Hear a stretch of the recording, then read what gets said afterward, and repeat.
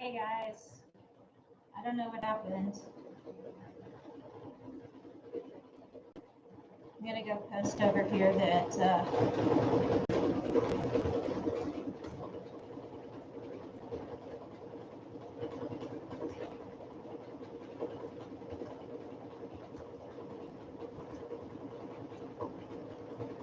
I don't know what was going on. It just wasn't finding me.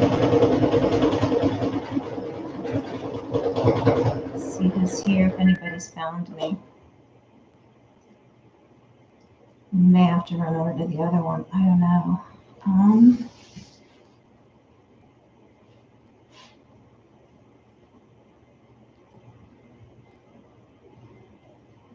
See if I can post on here again too.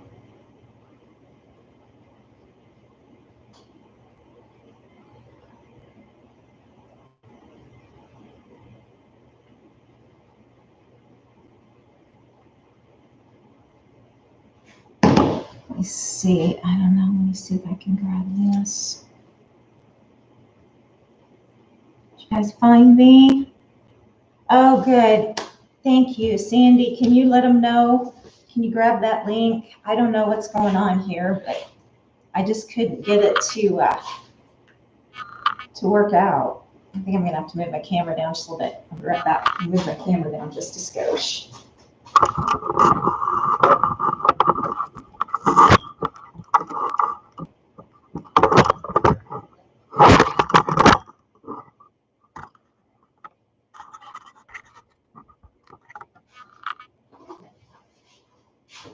All right, now it's still not as good as it needs to be.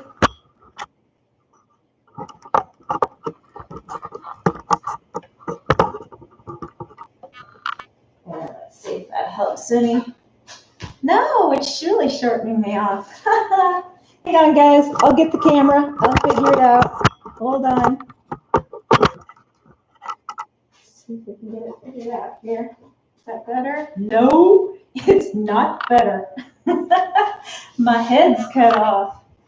How can that happen? All right, well, I'll just put you guys down here with me somehow.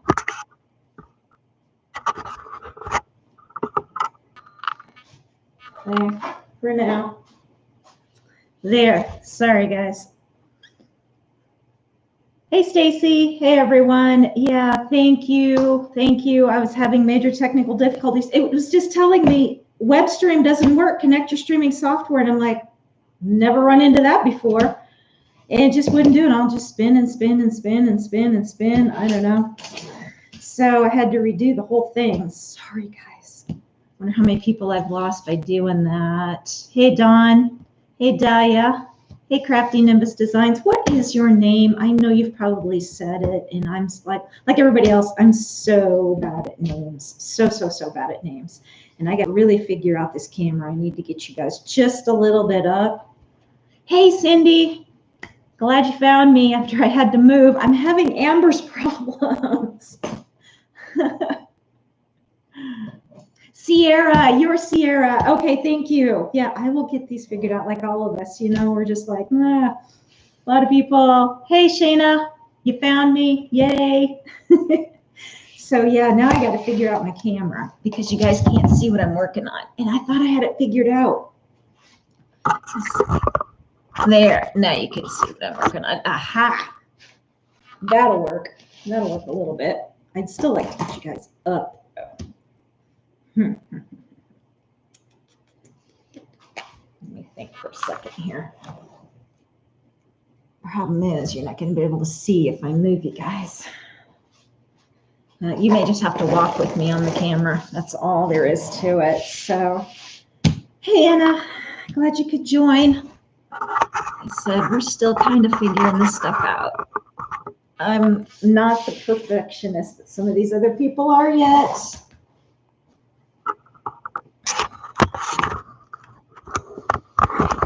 All right, let's try this one more time now that I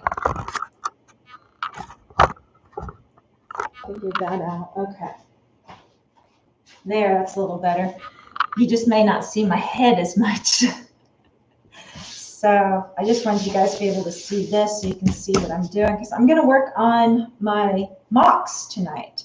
So if you guys have been to my Etsy shop, you know I sell little baby leather shoes. And I have an order for 4 from my coworker who's having a baby girl any day now. And hey, Nita, glad you could come. Ladybugs, Christy, glad to see you over here. I was on with Danny and you guys this afternoon. That was fun. It was good. You know, my weekends are always so good. We had Friday night, and we had Saturday night, and then we had Sunday afternoon, and now we have today. Like somebody said, it's a party. It's like a party online. I love it. So, you know, it's good that we can all get together like this and still do what we're doing, you know, and it's just like, you know, everybody gets to be in their own spot, but yet have friend time. So I love it. I love it. I love it. And I'm still going to be messing with this camera a little bit, guys, because this is the only way I can mess with it is when I'm on a live like this.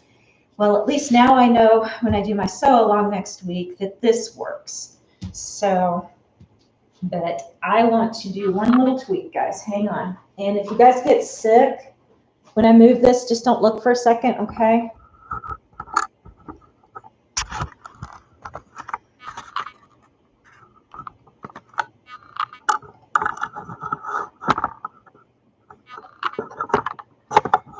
These little tripod things, all these little legs, are kind of amazing until they're not. Until they don't work with me. Okay, so now you don't see my head. That's what I was afraid of. Okay, I'm just gonna bend down so you guys see me. You can see my little guy in the back here too. He's been snoozing pretty good today. I looked over. Okay, good, Sandy. Thank you. Thank you. Yeah, you just enjoy your dinner.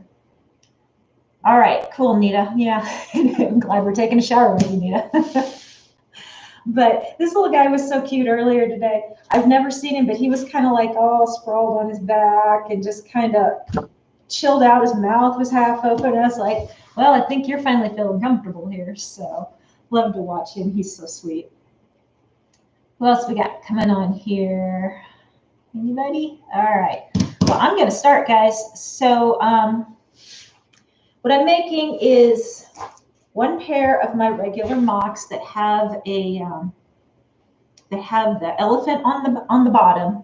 I can't find my leather for the tops. We may not do the top tonight. I may have to wait and do that when I find that. But then I'm making 3 pairs of Mary Janes, and those are the ones with the elastic over the top. And then I have this new pair that I want to make that they're shown in fabric, but I want to do them in leather with a fabric inside sole. And this camera is still driving me crazy.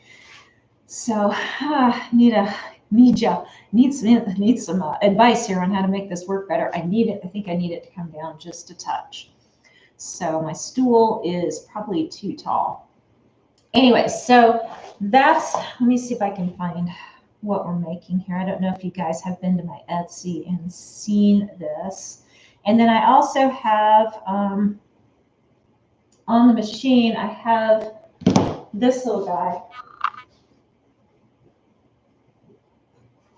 that I'm making also. It's an apron with the llama for my other shop, because I have my fiber shop, which is yarn and fiber for knitters and spinners and crocheters and that. So I have a live this next Sunday where we sell on our Facebook page. And my time slot's from 12:30 to 1 if anybody wants to come over and just watch and hang out and say hi. It's Morningside Road Fiber. That's on Facebook. And I'll be selling my yarn, but I also wanted to do some of these. So I've got one of these guys over here on the machine. And he's not an applique, he's just a stitch out. But the girls, this is actually a sold piece for one of the girls at the knit store. And so I ran this by everybody, and they were like, "Oh yeah, we want that one." So I bought that embroidery file and stitched it out, and I'm really happy with how it's turning out. But the fiber community will wear aprons when they're working so that they don't get the stuff all over their clothes, because the sheep wool and stuff can be just like hair, just like a cat or a dog, it kind of gets on you. So they'll wear these when they're working a lot of times. So, actually I got the aprons at Tuesday morning, so it's a blank. And I bought them out before COVID, not knowing COVID was coming. And I'm glad I did, because I haven't seen them since. But not saying that the Tuesday mornings for you guys are out and have them. And this camera's really driving me crazy. So check your, go ahead and check your Tuesday mornings and see if you've got them there. That's better. Okay. All right. Learning things. So I picked up several styles actually, and they're really nice quality. And I think I got them for like $7-8 a piece. It was crazy ridiculous how nice quality they are. So yeah.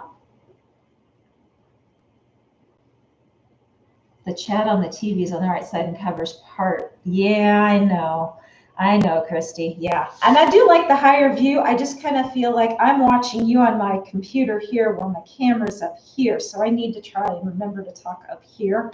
That's another test that I got to do for the Facebook sale for Sunday too. So I'm used to doing it on my computer, but I think I like this setup better because I'll be able to move this up a little closer for the sale because they don't have to see my face. They just have to see the product. So I'll be able to pull that and move it up here. And it kind of helps me to see what I'm doing. But yeah, Stacy, I know. $8. Let me show you the other one that I bought. They're really heavy quality. And so this one's it's just a double stripe with the other stripe in the middle. But they're nice. They're tied. They're heavy. They've got the slide. I was shocked, so I just wiped them out of them.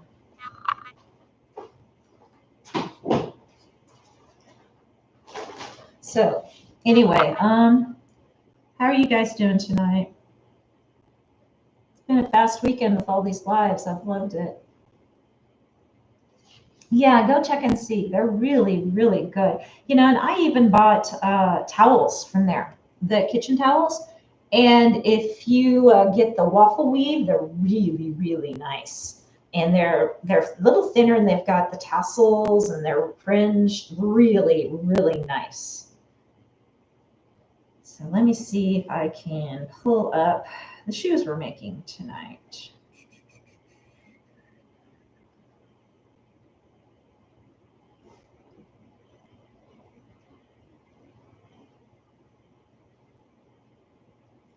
All right. I'm going to walk this up here so you guys can see it. Those are what we're making tonight. And we're doing them in 3 colors. We're doing a pink pair, a red pair, and a lavender pair. And I got to remember where I put my lavender. It's right here. So, and these are all out of leather. Oh, thanks, Christy. Thanks, Sierra. Yeah, tired. I know. I've been on a coffee kick lately, guys. Dunkin' doesn't understand. They start sponsoring a few people here. They would just be, we'd all be definitely supporting them in a lot of ways. All these lives going on. So when I make my templates for my shoes, I just use cardboard.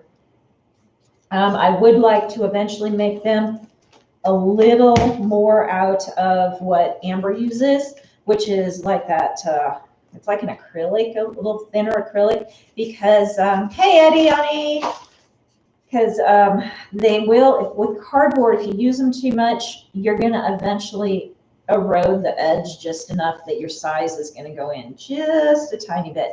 And on my shoes, that matters a lot. And so over the years, I've kept remaking them, but I really need to just break down and make acrylic ones so that I don't have to worry anymore.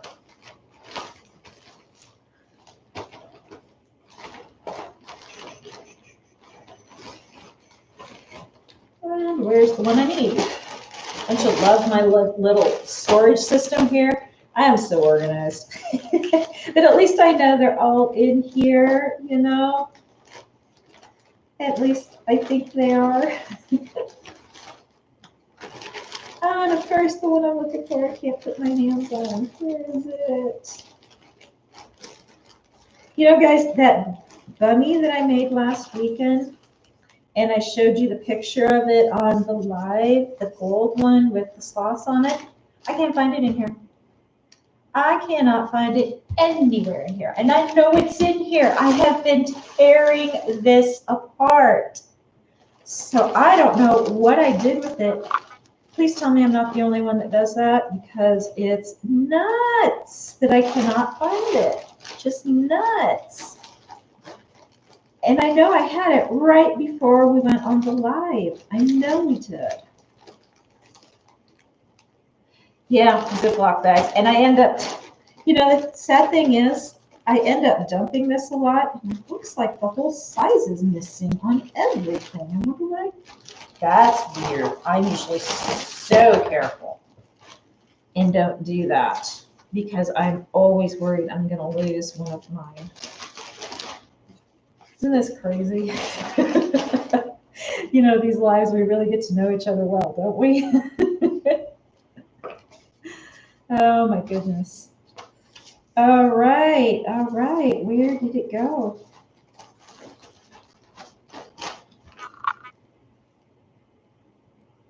No phone call, Ediani. Are you sure? You're still waiting? That was so crazy the other night. I couldn't see that coming on, and that was weird. Guys, I think I might be missing it. Oh my goodness. Well, I can recreate the strap. That's not hard. Wow, I'm missing 2 sizes. What did I do with those? That's bizarre. Oh well. We can fake it. It's okay. We got it. So this is what happens when you're in a hurry. Only thankfully I'm not in a hurry, but when I'm in a hurry under a crunch and I can't find stuff, this is where I usually end up. And it's so annoying. And I really have to figure out a better system for this, because this one gets me every single time. So yeah. So we may not be making the tops tonight because I have to find the pattern. This part I can do, and this part I can do. So we're okay on that. But the top part, I can't. I got other things to work on though, so it's no big deal. But we can cut out the bottoms for the top rib too while I have that. So where is that one? And I just had that one. I know I've got that one. So guys, I'm doing the sew along next Sunday night. That'll be my chance to teach you guys again something. Tomorrow night. Tomorrow night is Amber, and I believe she's doing the Mommy and Me bows. So Eddie, what am I working on? I'm making my leather baby shoes. I have 4 pair for a coworker, and of course things are missing. You know, this wasn't my stream. I start the stream, can't go on live. Now I can't find my patterns. I'm just feeling like, you know. How many we got on here? We got 14, yay. Awesome, guys. 14 of you. What do you guys? Do you guys got your coffee, you got your tea, you got your wine, you got your, what do you got?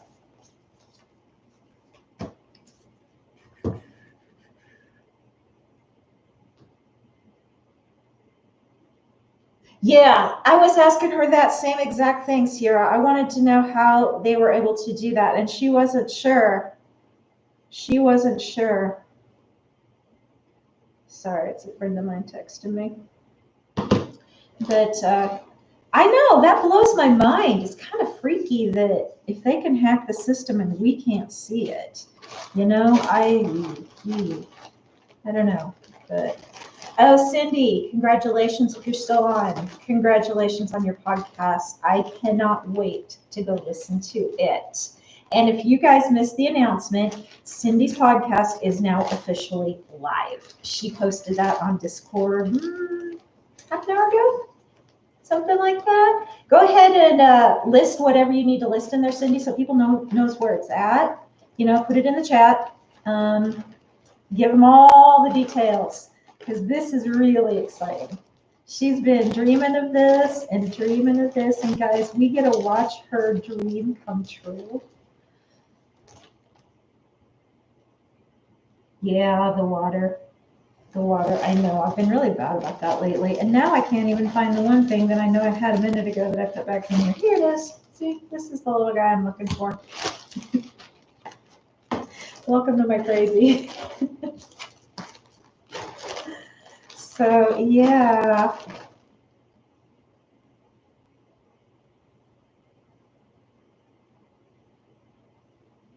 So anyway, but yeah, I was trying a new thing. I thought I'd been struggling with, and I'll show you on this right here.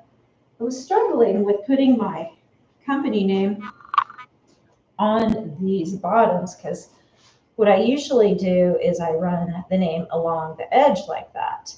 And I've been using my Janome, just the regular sewing part, because I've got the combo on my Janome, and I've also got combo on my brother. And sometimes it works and sometimes it doesn't, and it's really inconsistent. So I've been trying to get it to work where I actually just embroider it. And I don't know that that's going any better either, so I may have to go back to the other way. But that's when it comes to permanently putting something name-wise on your product, when they sew it on, you just can't really take it off too well. It just doesn't work too well. So I don't know. I don't like the inconsistency. I'm fussy about that. I'm very, very, very, very fussy about that. And so, I don't know.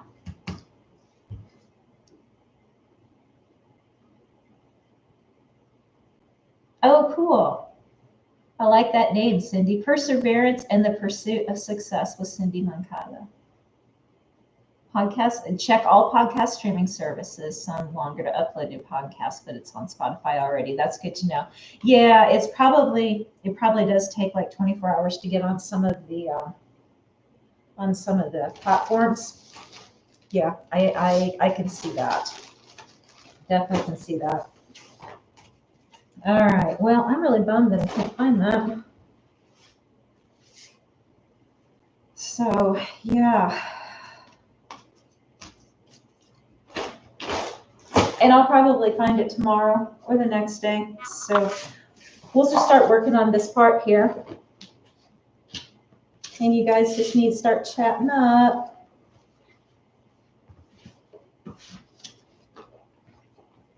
But this is really soft. It's kind of a suede leather that I used for the baby shoes. And it's for the bottoms. So they can walk on these and their little toes can grab. So if you guys noticed,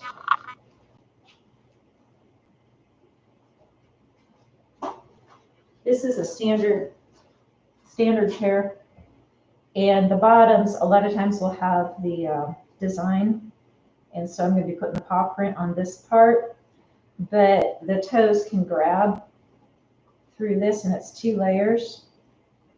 So it does protect their feet if they're walking around. And I've had a lot of moms buy these in a bigger size for when their kids go to kinder care and they have to have soft shoes. So they take their shoes off at the door and they're supposed to bring them another pair of shoes that they put on and wear. And so I've had a lot of them buy these for that. And they even told me, which was kind of a cool feedback, is that the teacher really loved these. On the one girl that had them, she had a couple of pairs of them, And she said they just, they just slipped on so easy for her, and they were just really good on the floors and on her feet. And I was like, well, that's the feedback I love to hear, because sometimes you just don't hear the good stuff. You only hear if they have a problem. So I was really pleased about that. Yeah, I got to go to Spotify, Cindy, and follow you.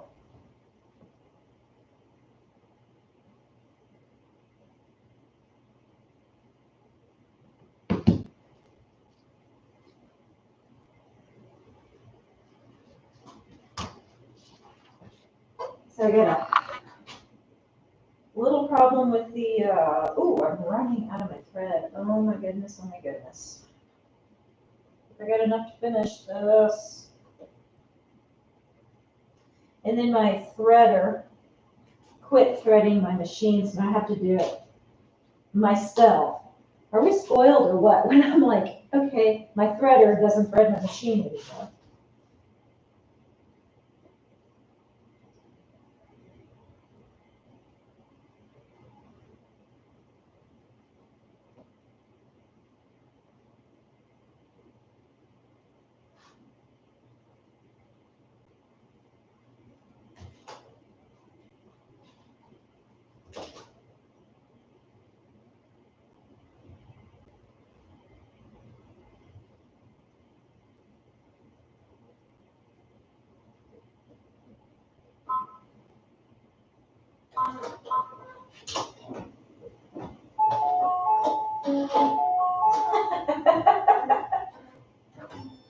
Well, that was convenient.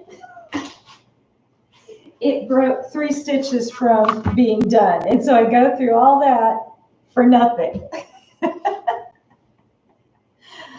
What are you making, Cindy?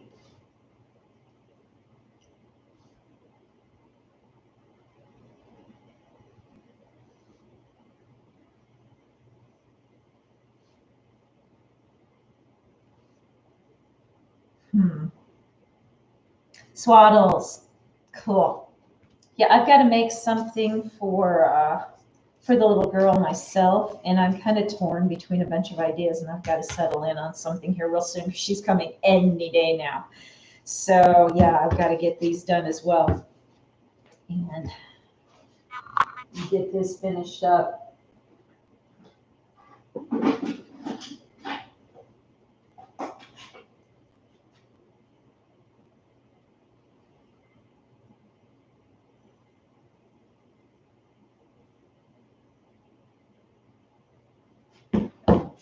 So anyway, what I try and do, since we're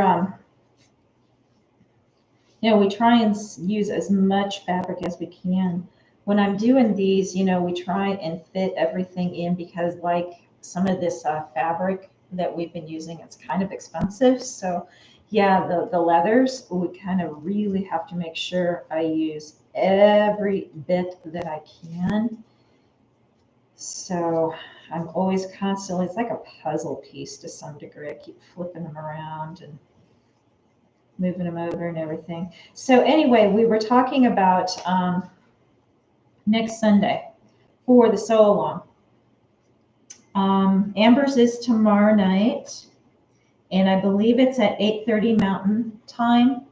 So that would be 9:30 Central Time, 10:30 Eastern Time, and 7:30 Pacific Time, I believe.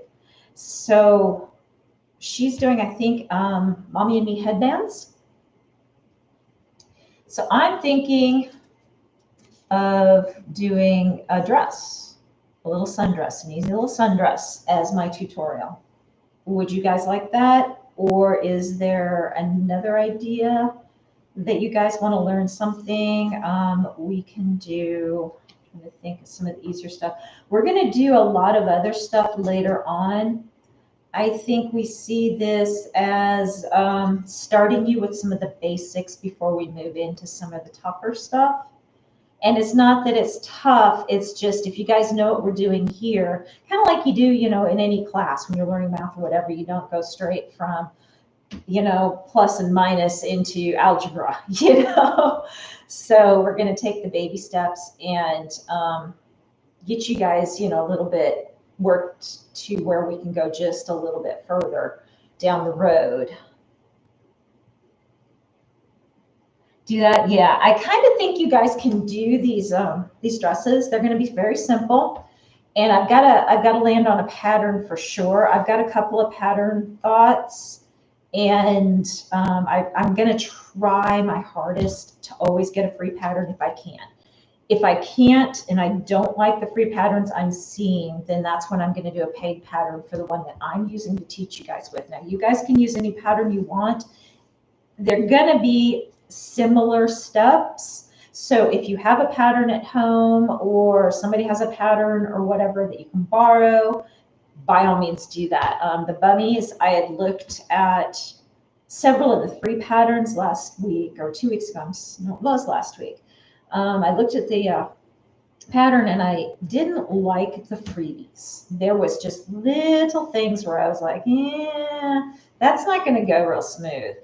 So that's why I chose the one that I chose, because it had great instructions. It had pictures with the instructions, so that if you guys needed to kind of figure out how to read a pattern, that was going to be perfect. Plus then you'd had my video to back up how to do it should you need to go and look. So that's kind of, Sandy, yeah, I know. We're going to teach you all the things.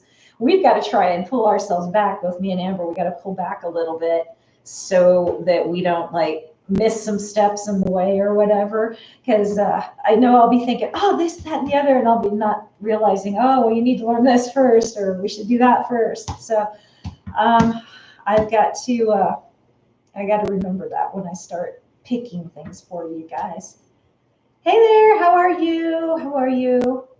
Yeah, PJ Mommy and Sandy, we got to get you a sewing machine or something, you know. Stacy, you're in. Okay. Yeah, Christy, we're trying to show you guys that a lot of this stuff, it's not hard. You guys are probably just a little scared because you know, it's like stepping a little further away than maybe your comfort zone allows. So we'll all do it together and it'll be all good. So we will get you down the road. But yeah, and so you're seeing me kind of mess with this. I'm still bumming that I can't find that. So when you guys start doing some of this stuff and start branching out just a little bit, don't be afraid to take some risks. Don't be afraid to try new things. If something's not working right, that doesn't mean that's the way it has to be done for you. You know, maybe it works a better way, another way for you. So, you know, you just make it, just because I said this way, this way, this way, if it works that way without taking it full out of step and then bringing it back, you're probably going to be just fine. So A plus B equals C, but that doesn't mean that A to B doesn't have a B1 step instead of a, you know, so I'm sure you guys get what I mean. So, hey, Deborah. Yeah, you've been sewing since you were 6. That's awesome. Yeah, I started really early too. My mom did all the things, and so I grew up around sewing machines. And then my uncle was a sew and vac store he owned, and so he fixed all the sewing machines, sold used sewing machines and the vacuums, and fixed the vacuums and sold new vacuums, and also sold some new sewing machines. So it was just all around me, you know, and I don't know why my other 2 sisters aren't quite as far into it as I am. My middle sister is, and then isn't, and then is, and then isn't. She has her moments where she does a lot of things, and then another craft will take her away for a little while, as we all do. And then she'll come back and sew some more. But my oldest sister never really got the bug. So I don't know. All I know is I'd be downstairs. We had a smaller house when I was growing up, and there was 2 bedrooms upstairs and then the main area downstairs. And the upstairs was where my mom's sewing machine was, in one of the bedrooms. And she used to sew quilts for our church. So they weren't anything fabulous. They were, people would donate their old clothes to the church, and then the church would take those clothes and cut them up into pieces and make big quilts for to send overseas. And so we were always, she always had stacks and stacks and stacks of clothes, and that's what she was sewing. So she'd get up on that sewing machine, and it was an old Pfaff, and she would floor that thing. And everybody always used to laugh that was over. It sounded like your mom's going to come through the floor on this, because it was loud. It was just, you know. And I think she burned up 3 motors on that machine. My uncle had to replace it 3 times. He was laughing every time. So, hey, Teacher Victoria. What are you eating, Sandy? Do you mind telling us? I haven't had dinner yet, so I'm going to live vicariously through you. But I do have my water.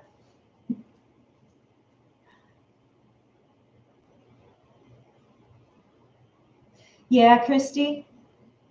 Yeah, I'm sure. That's tough. That's tough. But yeah, you're learning a lot. So you just never know. You might be able to jump out and run down the road with us here real soon. It is fun memories. I think I mentioned this last week, but for those of you that maybe weren't on, I love to look on eBay at the machines, because that's where I got that one actually. And if you guys, and I always say this, if you guys want to buy a refurbished machine or a used machine off eBay, so long as you know it's coming from a sew and back place, and it will say that on there. It'll say like maybe Hank's Sew and Back Store or something. If it's coming from there, you are probably golden. They take the time. They do not just pass them through. They rework them. They get in there and clean them out, make sure they're working beautifully. Sometimes they even come with a warranty from these guys. My Sew and Back guy that's in my small town up here, which I can't believe he's as good as he is, just because we're in the small town. I would have moved to the bigger town, which is like 15 miles from here. But he stayed up here. He's like, oh yeah, I love them. Bring any of them to me. I'm good. And so I quizzed him a little bit before I took my Janome over there, because I had done something really dumb with my Janome, and I knew it the minute it happened, and I was like, uh-oh. I now have to run. Am I saying Sew and Back? Yes, I am, Christy. Sew and Back. It's sewing and vacuum repair is kind of what it stands for. So anyway, I quizzed him, and he chatted with me on the phone for like a half an hour, just about stuff. And I told him about my uncle, and he was like telling me things that my uncle would have said. So I was like, okay, he knows what he's doing. So I took it over there, brought it back.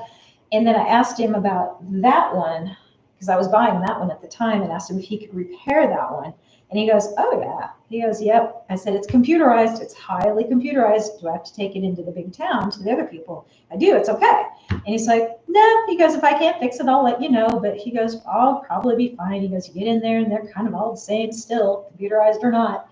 And so, you know, he knew how to do my embroidery on my Janome. He was running that beautifully. Of course, my Janome's about 20 years old, so it's not like it's a real fancy one, but I love that girl. She is like a diehard for me, you know.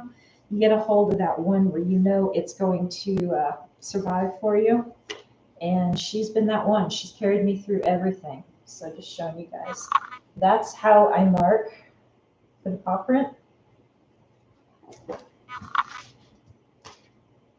And yeah, so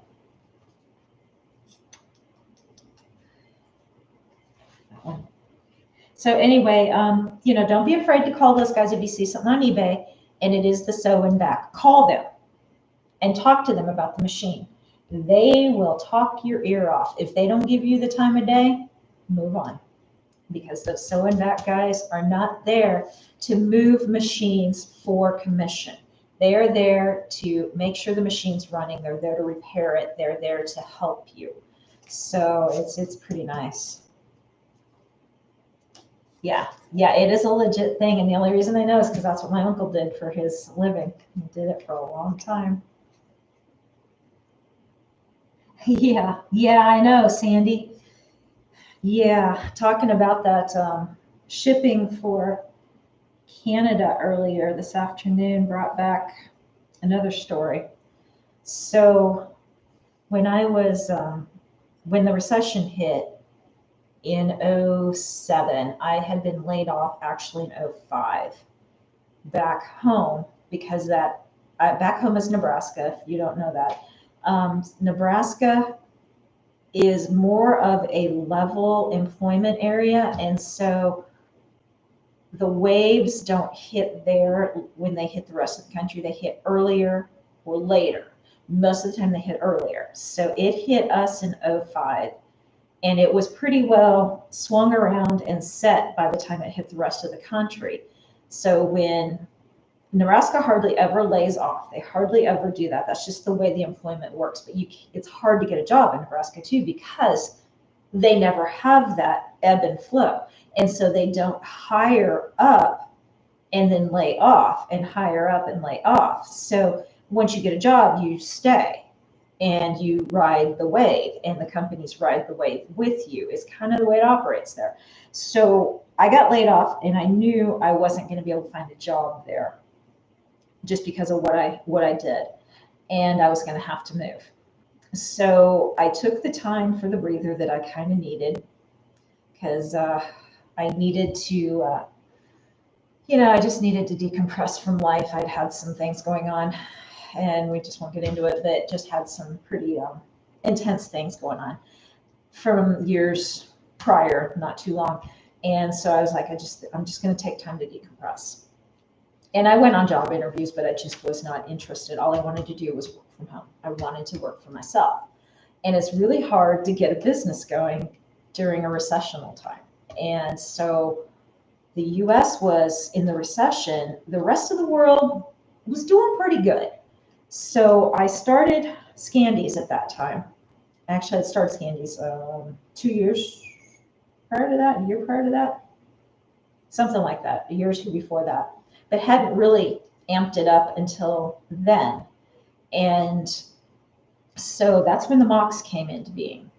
And I started selling them all over Europe, all over Canada. I was wholesaling all over the world. Just wasn't selling a whole lot in the US because of the recession. But shipping was really inexpensive. I mean, really inexpensive. To ship to Canada back then was maybe about $1 more than it cost to ship in the US. So it was really no big deal. And so I sold tons to Canada. Europe was about, $4 more maybe. But to them, with the conversion of the dollar, it wasn't that much. So what I was charging for the Mocs back then was $30, and then shipping to Europe would have been about another, I think it was about $8 to ship over there. And they're light. I mean, they're just a little 5-ounce package. They're really, really light. So so I had no problem. And then I was wholesaling like crazy over there. I mean, big orders. Now, don't salivate about wholesaling, girls. Wholesaling's not where it's at, because you work twice as hard for half the money. So think twice about going into wholesale. I did it because I needed the money, and I had to figure out a way to make money. So I was doing retail, wasn't selling as much on retail as I was on wholesale, and I wasn't working. So I was able to put in the all-nighters when I was getting orders of 20 to 40 pair at a time, and they needed to be out within, I had a lead time of like 3 to 4 weeks. And then I got an order right when I went back to work 2 years later. I was actually 2.5 years later. I was laid off for almost 3 years because I just couldn't find a job. And that's when I moved down to Texas, and I still couldn't find a job. But I knew my chances were better down here to get a job doing what I do than it was to stay at home. So anyway, long story short, I went back to work finally in '09, but it was the end of '09, and I got laid off at the beginning of, did I say '05? It was '07 I got laid off. So the beginning of '07, went to work at the end of '09. And I got a huge order right after I went back to work. overseas. I think it was like 90 pair, and they wanted them in 3 weeks. And I was like freaking out. I was staying up till 3, 4 in the morning, just sewing and going like crazy and sewing and going like crazy. Well, then I still needed the money because I still wasn't getting paid well enough at my job to help pay off everything that had kind of accumulated over the 3 years. You know, long story short, you just kind of have to make it happen. When you have a house, you can't sell the house because it's deflated because of the recession. You know, it was just a whole lot of silly things going on that it was kind of stressful. So I still wasn't making enough, so I was selling really well on Etsy still, making enough money with the little bit of time I had each night and on the weekends and whatever to fill those orders to help pay the gap. And so I was making it up with my gap, and we were doing okay. So hey, Amber, and hey, Faye, and I'm talking, and thank you, Sandy. Thank you, Sandy. So I missed that totally. I wasn't even watching. Needless to say, made that happen. But right after that, I don't remember, maybe 2010-ish, they raised all the postal rates, and they significantly raised Canada and international, significantly. And literally overnight, I had 80% shipping international, including Canada, and about 20% in the US. And that's kind of the way my sales were. All that went away, gone, because nobody was going to pay that shipping. Canada went, it was like, it's now probably $9-10 to send a 5-ounce package to Canada from here. And to ship internationally, it's only a couple dollars more, maybe a couple dollars more. I mean, Canada and international now is almost the same price. So yeah, I lost all my business overnight because of the postal rates going up. And it's just, you know, thankfully I didn't need it to fill the gap anymore. But it's tough. It's tough when it's such a part of you that you just feel like somebody just came in and took your business from you. And it was the government's raising all these rates. So yeah, it's just, it's nuts. Faye, where are you at? The taxes are hitting you so hard. Hey, Michelle.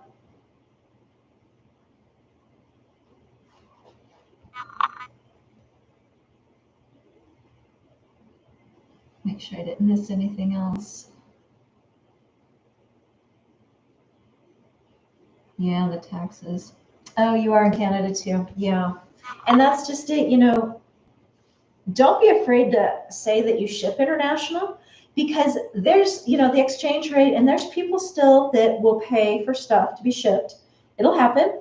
I still get the occasional order. Australia used to be really a good customer for me. I used to sell a lot to Australia. And then, where was the other one? Was it Germany? Might have been Germany. Netherlands was doing pretty well too. It might have been Germany was my other one. I know I sent quite a bit to England, but it still wasn't a contender, which kind of surprised me. But Australia, man, shipping to Australia was fast. It went well. It was just 5-7 days. They had it in their hands. Where Canada, I'm like tracking my shipping going, well, guys, I know it's been 3 weeks. It can happen. You know, I'm like, I can ship to Australia in 5 days, and Canada 2 months later they get it. It was crazy. It was just crazy. And other times they'd have it in 5 days, but I always had to get the disclaimer to the Canadians when I was shipping it back then that, guys, it's nuts right now. You're going to get it anywhere from 1 week to 4 weeks to maybe 5 weeks. I'm sorry, I can't help it. Once it leaves my hands, it's out of my control.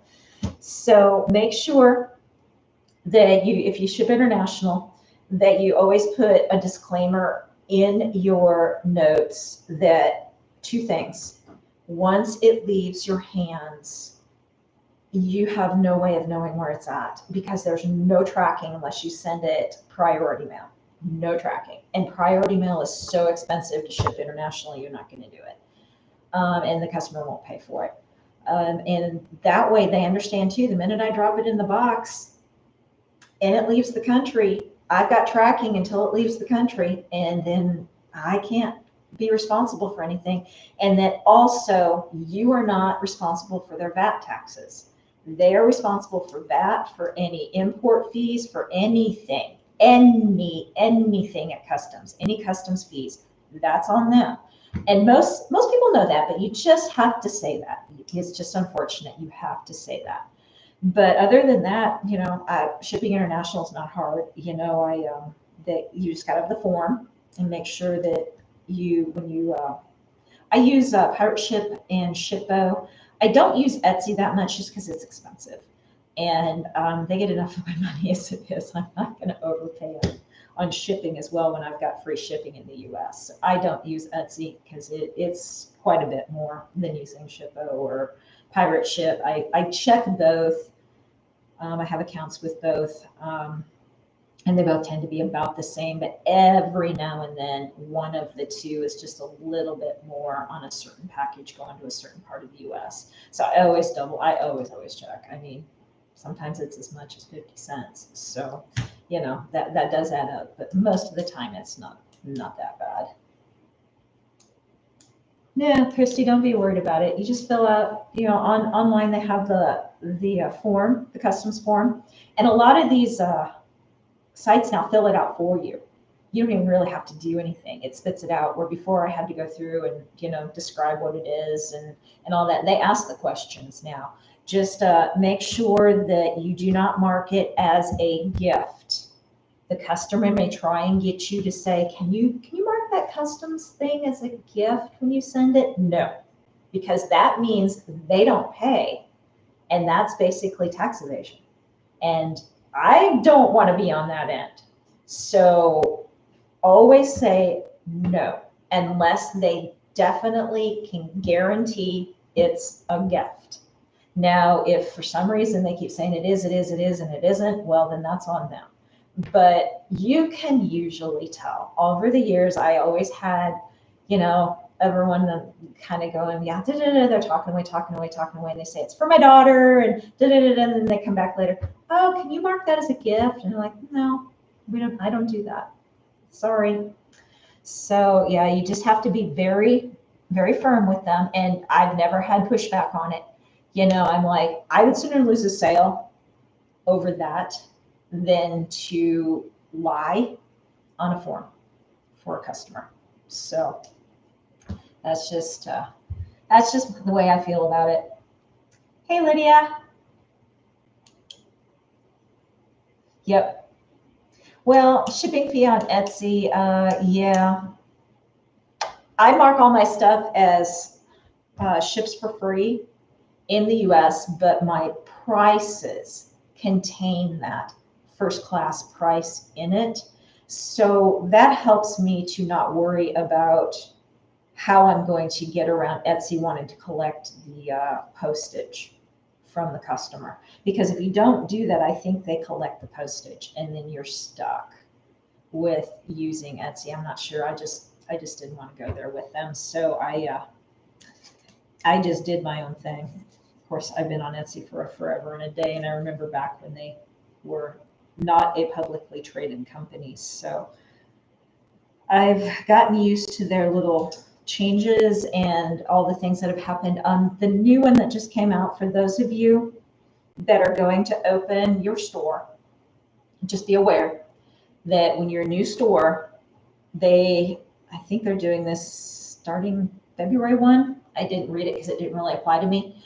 They will hold part of your sales in a bank until, I don't know, 90 days. I don't know. You'd have to go look and see until you're how old. I don't know. I think it's just a protection factor so that they don't have problems with the new people. They must be having some problems because they're starting to do this, but just be aware. So you just need to know, when will all that be released? How long are they going to be holding it? How much are they going to be holding? It's just one of those things when you're dealing with the platform again. So there is no way around it if you're a brand new store.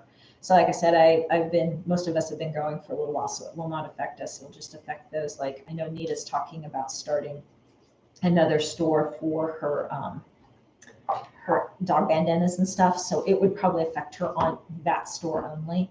So yeah, it's just one of those things that they're doing. And I've got to really pay attention when I'm doing this because there's a right side and then there's a left side. And I've got to keep flipping it. Hi, Evemar. Oh, Lydia, you're in LA. Awesome. I've got family out there. Love LA. Yeah, and it will be returned, Michelle. It's I just don't know how long they're going to hold on to it. I think it's just a protection factor for the customer, for Etsy, for a whole bunch of things. So, yep, Sarah, you'll be fine. Amazon does, yeah, I'm not surprised. Yeah, I think it's probably going to kind of start becoming the norm, like you said, for a lot of stores and a lot of these online shops. So don't be surprised.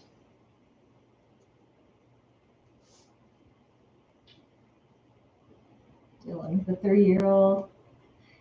Christy, I was just talking about Etsy had sent out a little notice last week before, that if you're a newer store on Etsy, if you're open, like you start maybe February 1st, I don't know quite how they're doing it since, again, it's not affecting me, so I haven't gone to read all of it on how it works, but they are going to withhold a certain portion of every sale and just hang on to it for a little while.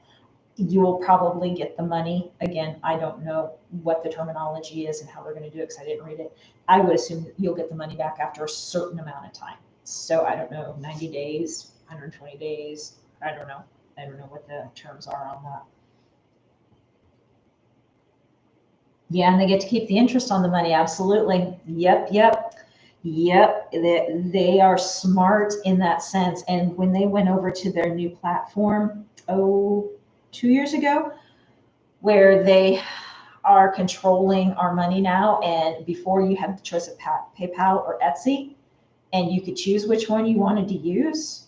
Well, I still use PayPal because I got my money immediately. The minute the sale hit, I got my money. Now we're forced to use Etsy. They're using that. They're getting interest on it. It's like, it's just like a bank. They're doing it like a bank. So yeah, they hang on to our money. Even if it's for a day or two, they're getting interest on that. So I have to hand it to them. Smart business move, but not real good for the small business people because you need your money right away, not tomorrow or the next day. And then also, guys, if you don't know this, you can go into the payments section on Etsy, and there is a time factor where if you don't check deposit my money next day after sale, they hang on to your money for longer. It's like 3 to 5 days or whatever. And I didn't know about that. And I was like, whoa. I used to get my money immediately, and now I got to wait 5 days. And so I went in and I was looking for something to read, and then I saw that and I was like, so you got to go check the box so that you tell them you deposit my funds the day after the sale. And the day after the sale is a business day, so it will not be a Saturday or Sunday. So if you have a sale on Friday, it's not going to transfer till Monday. They're getting interest for 2 days. So, yeah, I didn't like that one, Deborah. That one did not settle well with me at all. I'm still a little cranky about that. So, and that's just because I've been on their platform since 2007.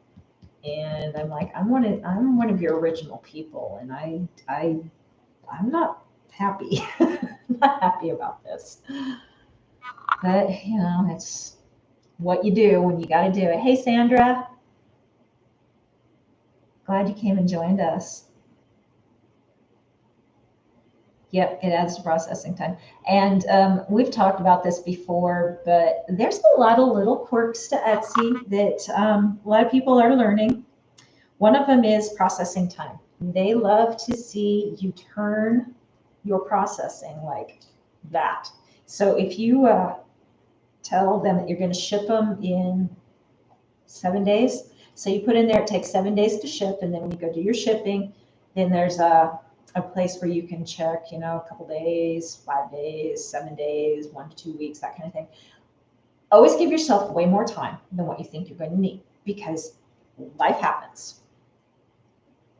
And take it from experience here. Life happens when it comes to Etsy. And you will get flooded with sales the minute you do not have any time, which is great, but it's the minute you do not have any time. I guarantee you, every time I go on vacation, my Etsy store blows up 5 minutes before I walk out the door. It's like ding, ding, ding, ding, ding. And they just know I'm walking out the door. So I'm thinking I need to go on vacation all the time if that's what's going to happen. But then I start stressing, because did I allow myself enough time to, when I get back, that I can do those orders and get them out? So back when this first happened to me, Etsy didn't place as huge of a factor on shipping time like they do now. So I was able to, I always sent my customer an email, and it was an automatic email that came out. And I think you can still do it. It says, thanks for the sale, da, da, da, you say whatever. And then every time you get a sale, it sends it. I would go in and edit that every time I go on vacation and say, well, I'm headed out on vacation. Any orders placed on this day or after will not ship until X day. And so that way, at least that was covered, and people weren't, upset that their orders were late. And Etsy really didn't seem to place the factor that they do now on it going out maybe a few days late. Now you have to account for it ahead of time. So before you go on vacation, change your shipping times. If you have a life event coming up, if you have something coming up, or if something happened and you have a life event happening, go change your shipping time immediately, your processing time immediately, if you've not given yourself enough time. And then that way you can still account for that, not be stressed, but then also you ship quicker than what you told Etsy. And they love that. They love that a lot. So it's a win-win on that one, and it helps pump you up in that time. Plus, it also gives you a chance to, and this never happens, oh, I can't find my pattern. You're watching me right now. Happens all the time. Oh, I ran out of elastic. I only have this much, and I need 3 times this much because I didn't expect a sale that big and I didn't realize I was that low. So, things like that happen. There was something else I was going with this. Where was I going with this? Let me just have a... Oh, so I got a sale a couple of weeks ago from my other store. And I've never, ever, ever had this happen. And I'm still giggling about this. It's hilarious. So I always try and practice what I just told you guys. Okay, so always under promise and over deliver. That's what we do in my day job as well. Under promise, over deliver. So I put my yarn, I need 7 days to prepare it and ship it. And that's because if I don't have one, or I'm not happy with what it is, I have to actually stop and dye that yarn. And that doesn't, that just doesn't happen in a couple of hours. It's a process. And especially if I'm just doing like 1 or 2, it's like, it's not that bad, but it's still the same amount of time. It still takes about 24 hours from start to finish by the time you prep the yarn, and then you go through the dye process, and then you allow it to dry and everything. It's still, 24 hours. So I have some back stock because the yarn store here closed. Now, COVID was used as the excuse, but it's just a yarn store you just don't make any money at, and it's really hard to stay open. So that was my friend that had it. She was able to use that as the excuse, so it was kind of easier for the ladies to take with it closing, but she'd been limping it for a little while. So I cleared out her store, and I had all my back stock. And so I sold, it was just one skein to a lady a couple weeks ago. And I shipped it like the next day. I could have shipped it yet that afternoon because I had it, and I could have processed. And I was like, I'm just going to wait till tomorrow. It's no big deal. So I did that. And the minute I sent her the ship notice, she sends me an email. Hey, thanks. Why is this shipping so fast? Is this a returned item? I'm like, a returned item. It ships fast. and you're not happy about this? And so I had to explain to her, no, it was a popular color, and it was. And I did dye up a big batch of it because it was a popular color. So, hey, ready? So I had some on hand for that reason. But I was like, no, it's a popular color. I just dyed a bunch up, and I had some around, so I sent it out. Right? She goes, oh, well, cool, yeah, it's a gorgeous color. That's great. And I was like, are you the one that returns items on Etsy? Because I've never had anybody ask me that before. And so I just kind of have to wonder. And so I've been on pins and needles since then going, is she going to return this? Is this where we're going here? Not that it matters, but I'm just like, ugh. I've never had, over the course of all of my years, I've had a few returns. Most of them were size exchanges. One was just because she did not read and had an opinion, and fine, whatever, no problem. Return it. I'll give you your money back. We're good. Nothing was wrong with it. It's just she had an opinion about how she thought they should have been made versus the way they were made. That's fine. Not for you. Okay. But I've not really had anything returned for a returnable reason other than her. So I was like, okay, this might be my first. I don't know. We'll see. Yes, do not put your shop on vacation mode, Deborah. Yes, you are right. That will kill you. That will kill your logarithm. That will kill you. You will be starting completely over. And Etsy doesn't tell you that. They try and make it sound really good that, yeah, you go on vacation, put it in vacation mode. It's all good. We'll be all good. No. You fall out of the logarithm, and it's like you start your shop completely from day one all over again. So don't do that. Just extend your processing times. I mean, make them ridiculously long if you have to. If you're going to be gone for a couple, like 2 weeks, 3 weeks, then you just go in and say processing time is a month, and if you have to put a disclaimer, you can do a bulk edit on each one of them and just say, I will be out of town, or, I will be away, and items will not be able to be shipped until X date. Just letting you know, go ahead and purchase. I will be managing and watching my shop, and I will be communicating with you. Just realize this is the date shipments will start. So you get back, give yourself a couple of days. So say you're going to leave like on June 1 and you're coming back on June 16th. Tell them that, however long you're going to need, but say shipping will start, give yourself another 5 days. So shipping will start on June 21st, unless you know for certain you've got some back stock. But other than that, I usually give myself some float time. And if you can start the next day, they're not going to complain. I don't think. After that customer, I don't know. Anything's possible anymore. But yeah, it's fun though. It's fun, guys. So don't let all this little stuff overwhelm you. When you really break it down, there's just some simple basic things, and that's one of the simple basic things. Just don't use vacation mode. It'll bite you. It'll bite you hard. So yeah, some people are finding that out the hard way, and I'm not cutting on these. Okay, so ready? I need some designs. I'm going to show you guys what I'm working on. I know we're not going anywhere here. So the new things I have coming out, and this is something that will be coming up down the road, guys. Okay, down the road. We're not here yet. Okay, so I'm going to be doing for boys. I've got these little hooded sleeveless tees. So they've got a hood and they're a sleeveless tee, and I need my designs for here to match my little shorts that go with them. So I've got some sets. So that sloth, ready? That sloth needs to go here.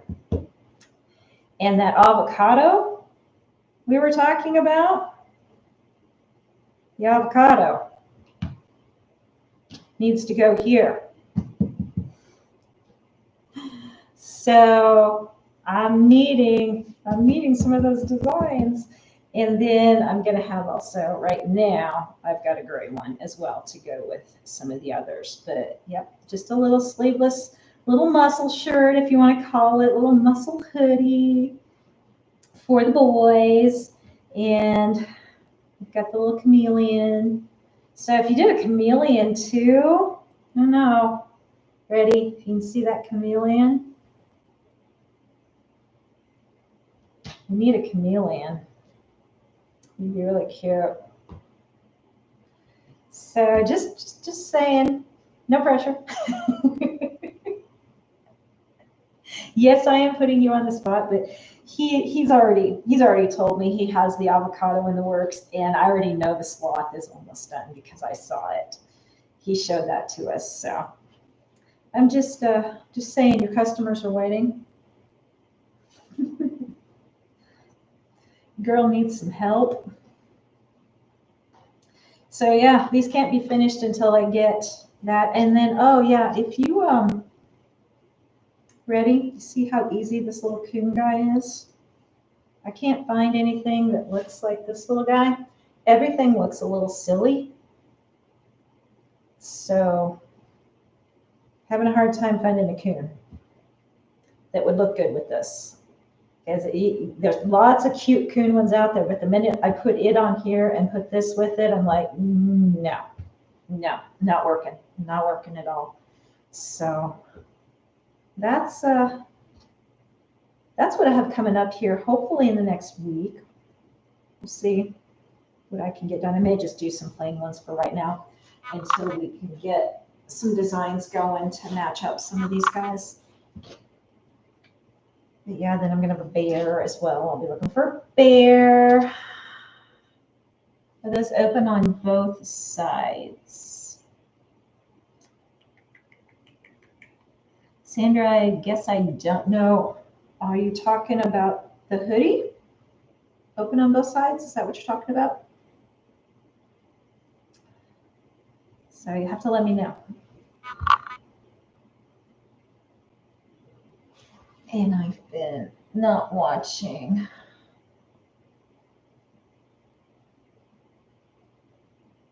Yeah, Michelle, I know I work a full-time job too. It's tough, and I know Cindy does too. She balances that also. It's interesting. It's it's one of those things where once you get the balance going and you get into a rhythm, it's not so bad. Now, yeah, there's gonna be days when you're super, super, super tired, and that's always when you have the most you have to get done and get out the door is when you're super tired. Yeah, but I still miss those days. I really do. And I cannot believe how much that momentum and all of that was going on was just such a big part of me. It was just, yeah. Yeah. Yep, Michelle, that may work. Ready, definitely. Yeah, I agree. If you're still on here, Ready, I like her idea on the sloth. Take the sloth maybe and just kind of adjust the coon just a little bit because he's kind of a tough one. And he may end up just not having a guy to go with him. If that's the case, he may just have a plain hoodie if I can't get the right thing. So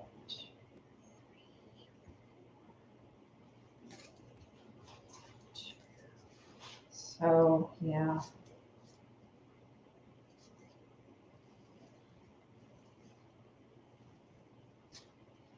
Sorry, I don't sit and count this out.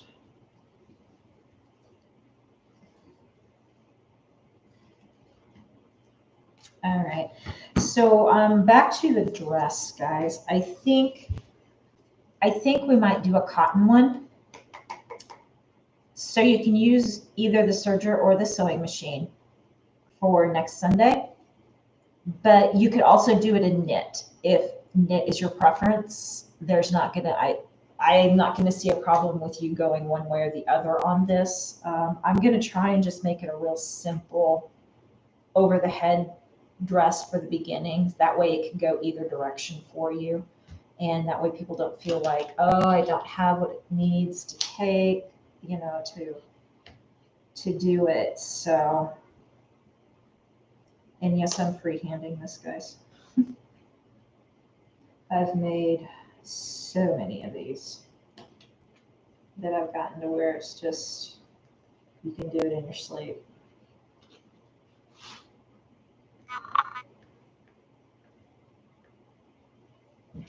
So, just a little guy. And then when I do the patterns, I've got to place the cut.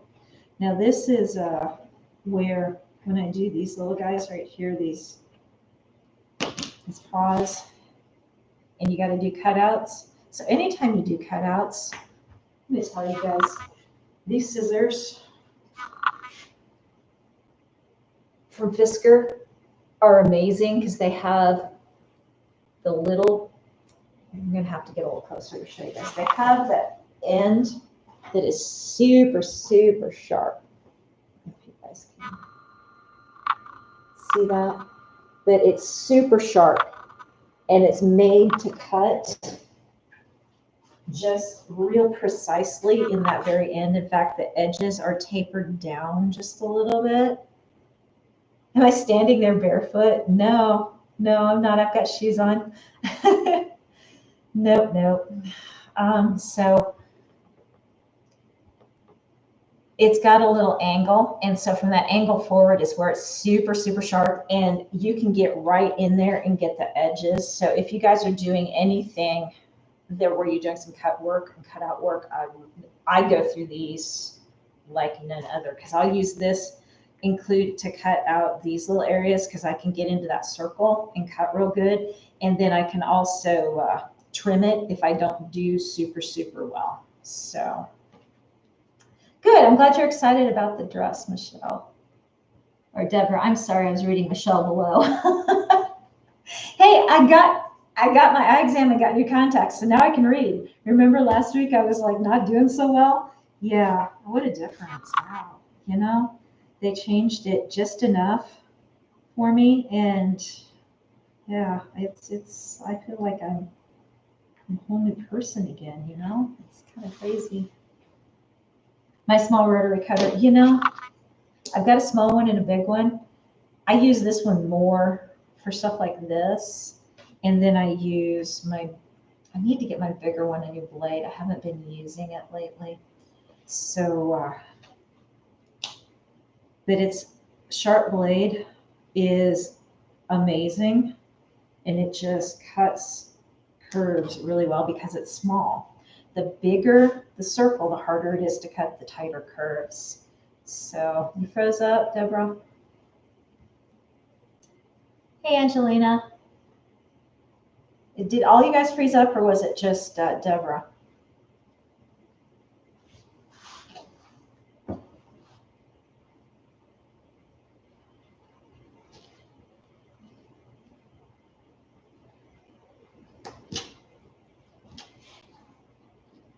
Okay, yeah, it might have just been Deborah.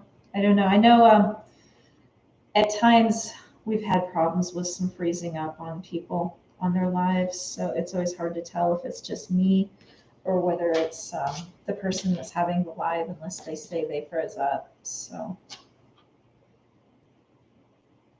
it's cute. I know it is. It's really cute. I think so too. And I'm able to really get in there, and it's sharp. These new blades, oh my goodness, guys, be super careful.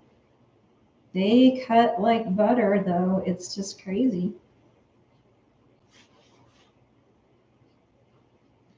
And actually, I had, when I was doing these like nonstop and wholesaling like crazy, I'd actually bought a die cutter, which is now like the Cricut is, only mine was a big industrial one that would cut these for me. And it did okay most of the time, but it was not something that I thought was reliable enough that I could just do it and walk away.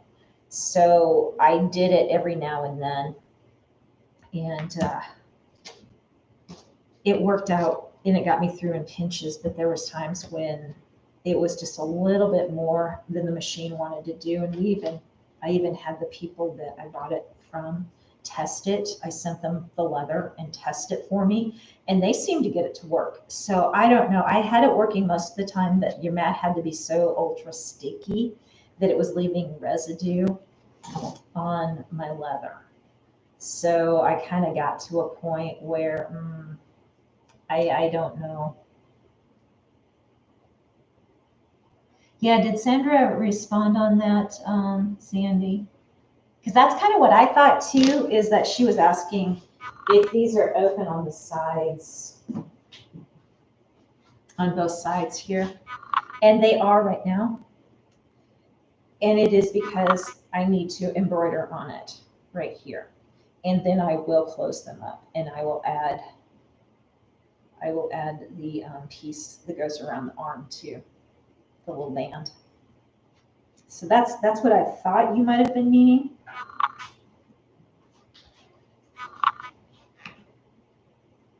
What are we working on, Julie? I'm making my leather shoes for my Etsy shop. I have an order for 4 of them. And it's something just a little bit different. So I thought maybe you guys would enjoy kind of just watching me, even though I'm doing more talking than I'm doing cutting.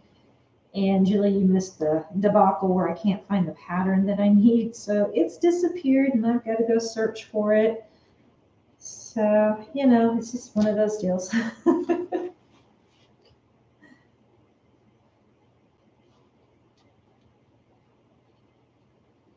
So anyway, that die cutter is now getting put to use to cut vinyl and HTV, and it does a lot of things. So I'm really happy I've got it, but I'm kind of bummed that it's still the one thing I really, really desperately needed it for.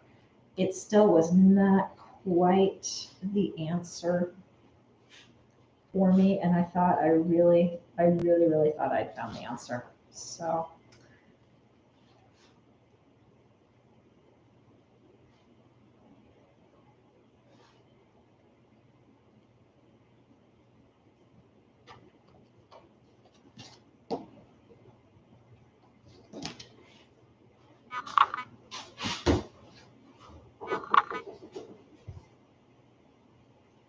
So anyways, what questions do you guys have?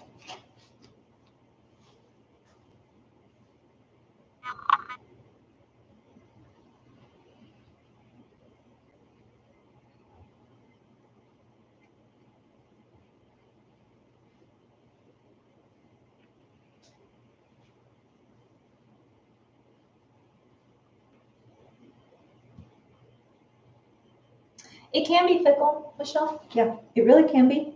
The shoes, I have to use a certain thickness and a certain pliability. There is definitely leather for bags and leather for shoes. And the shoe leather has to be more pliable, and I'll show you. Like, this is the lavender. And this borders on almost being a little too thick, but it'll be okay for what I'm using it for. But you can see kind of how it holds its shape still. So it's really, certain areas of this cowhide I cannot use because the hide itself is just too stiff.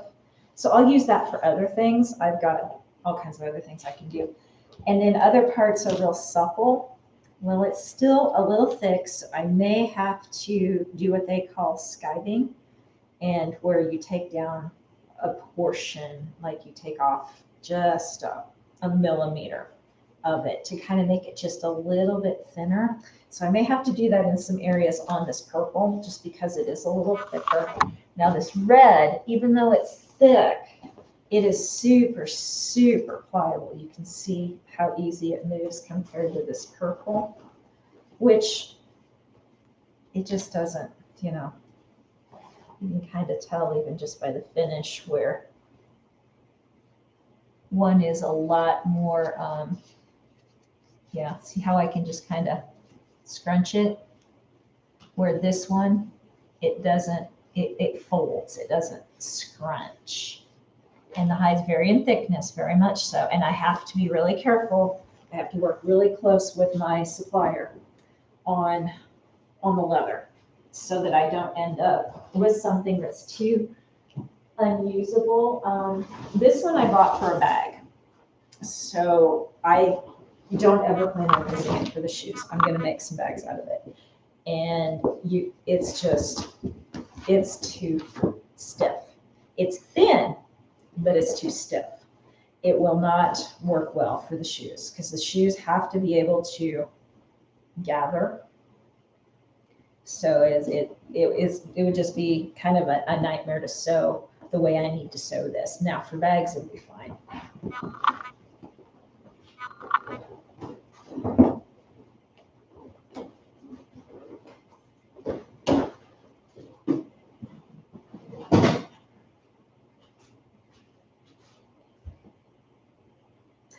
You know, Sandy, they're not bad to make, and you're going to laugh at this, but when I first started making these, it was because I didn't like the way the Robbies were made.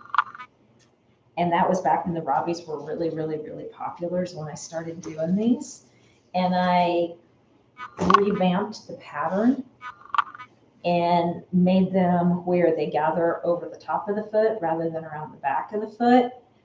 And it just gave it more of a moccasin look to it, a whole different look. And then the babies can't kick it off as easily because that sits on their foot like a shoe would. And so it's gathered here. And if you get the right size, then that falls high enough on their feet that they really got to pull down to be able to get that off. So for the most part, these it was kind of funny how you made that, you caught that.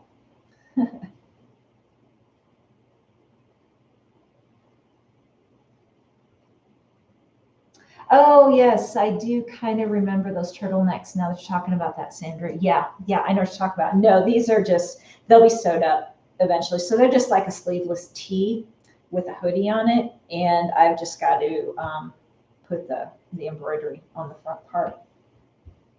Yeah, they kick them off so easy. Everybody that's a mom knows what I'm talking about.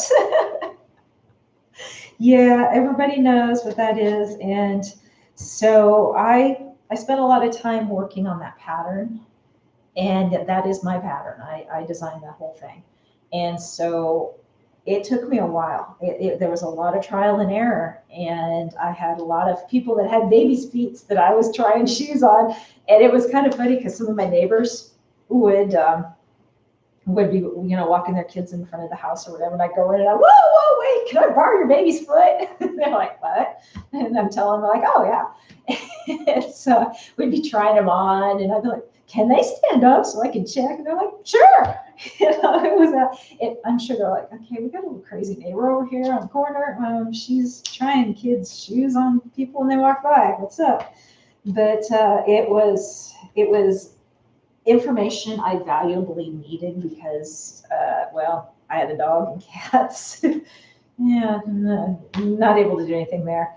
But yeah, I had a lot of people. I would even take them to church. And if I specifically knew who I was going to try them on, like some of the little girls like these Mary Janes, I had a specific person, little girl I knew I was going to go and try those on with. So yeah, thanks, Sandy. I wondered about that comment. Yeah, I didn't see that one.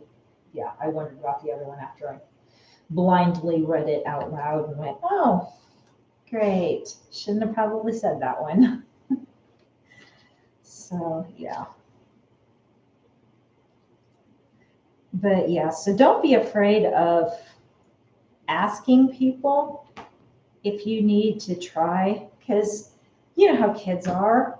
They're just like adults. They're in all different sizes and shapes, and some have skinny feet and long feet, and some have these cute little fat pudgy feet. And these work really good on fat pudgy feet because there's nothing up here with pudges, so it goes on and it fits really good. And the skinnier feet actually are the ones that I always have to, I will do a convo with parent when I sell these. So if they're asking me a lot of questions or they come in and say, my kid has very skinny feet, how do these fit? I will custom make them a size because I have to pull these in because they're roomy. They're roomy and they're roomy for a reason because you want your baby's foot to be able to move when they're trying to walk and stuff. But if you've got a skinny footed kid, they're not going to keep these on. So yeah, I've done some custom sizes for people just because you have to. And then when we get a little bigger too, some people, like I was telling you the story about the mom who had bought for her kids that went to kinder care and they needed soft-soled shoes. That was she was my first one. And I worked directly with her on her sizing so I could move up a little bit into that. And I just do those strictly by request only. It involves just enough leather that the price has to go probably a little more than what I think some people maybe want to pay. But if they're looking for them, they'll pay it, and I can't help that it takes that extra because I probably have to charge about $10 more just to cover the leather because I'm using 2 soles and a top. So there's enough there that the price has to go up quite a bit.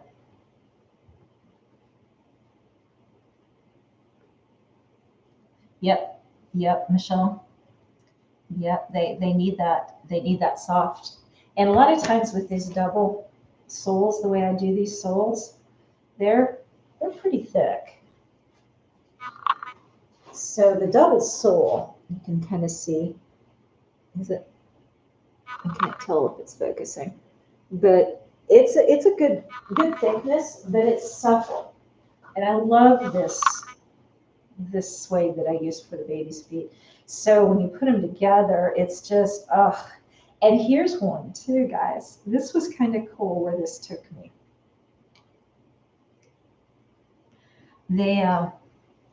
I had a priest out in Ohio message me a long time ago. And I made 3 pair for him to wear on Sundays with his robes because he had diabetes and he was losing his toes slowly. And he had to do an outline of his feet for me and everything. And I've made him probably 6 pair over 10 years. I haven't heard from him recently, and I don't know if he's doing okay or not, but that was kind of fun. It was because it had when you go to my site, you'll see that there's the cross with the dove. And so we did the cross and without the dove to put on the bottom of his shoes so that when he was at the altar, if he ever kneeled, then the audience would see the cross on the bottom of his shoes. So he just wore them on Sundays with his robes.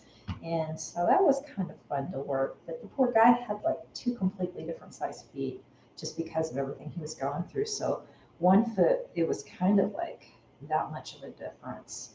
So it was, I mean, thankfully the guy I was dating at the time, the 1 foot was the same size as his. So I was able to at least try the very, very, very first pair I did as kind of a pun here, mock up my mocks, but it was a mock up of the one so that I could test on his foot and adjust because I took the pattern of the trace and I held it up to his foot and it was exactly. So I was like, cool, this is perfect. This is exactly what I need.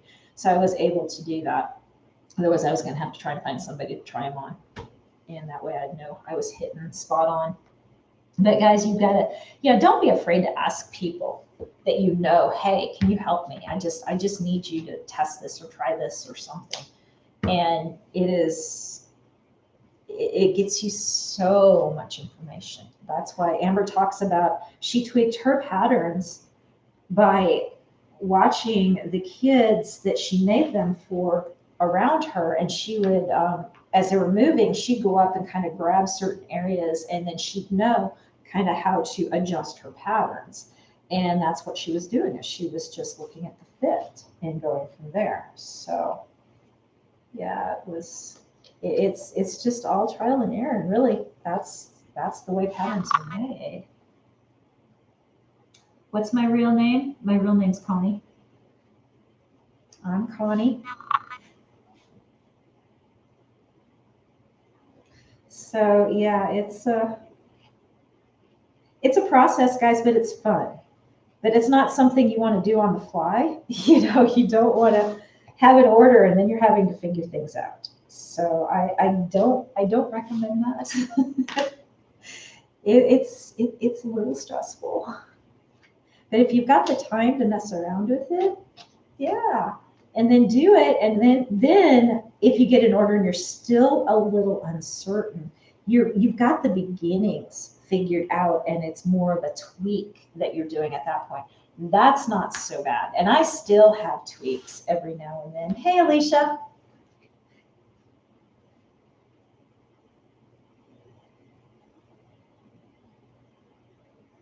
Yes.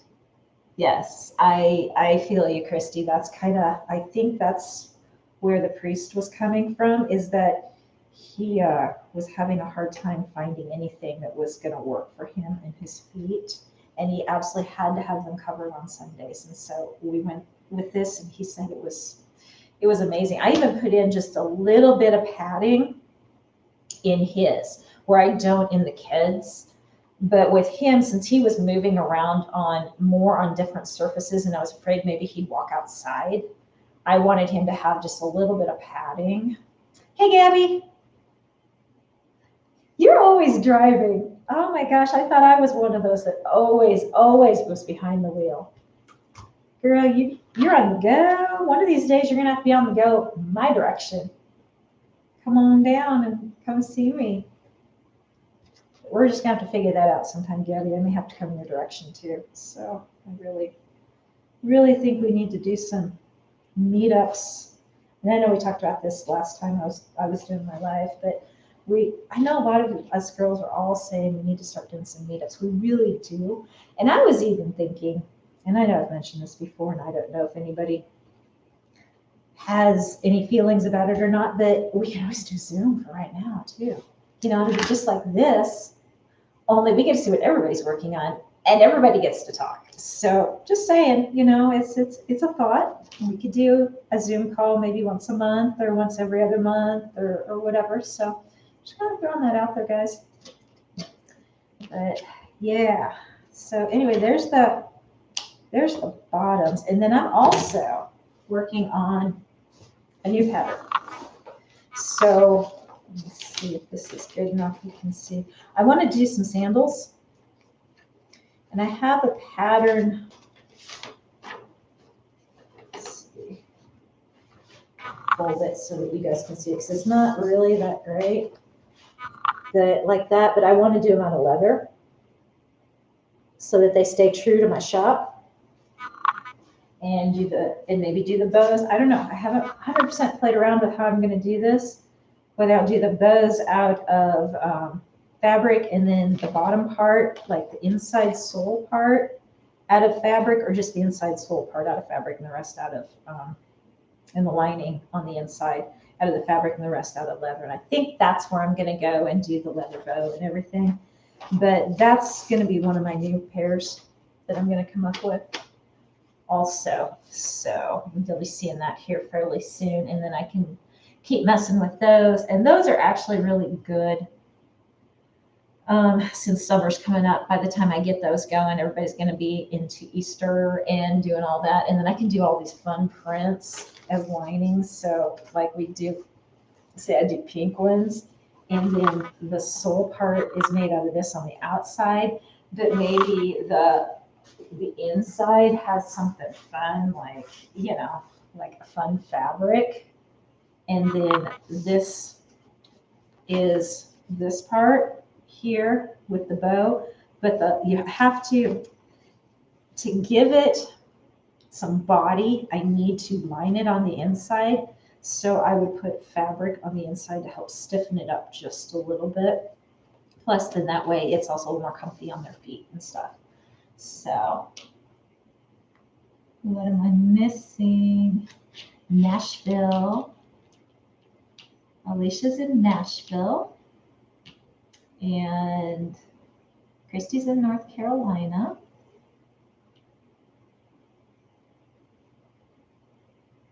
Oh yeah, see, we're gonna do those next week, Christy. Yeah, we're gonna do those next week.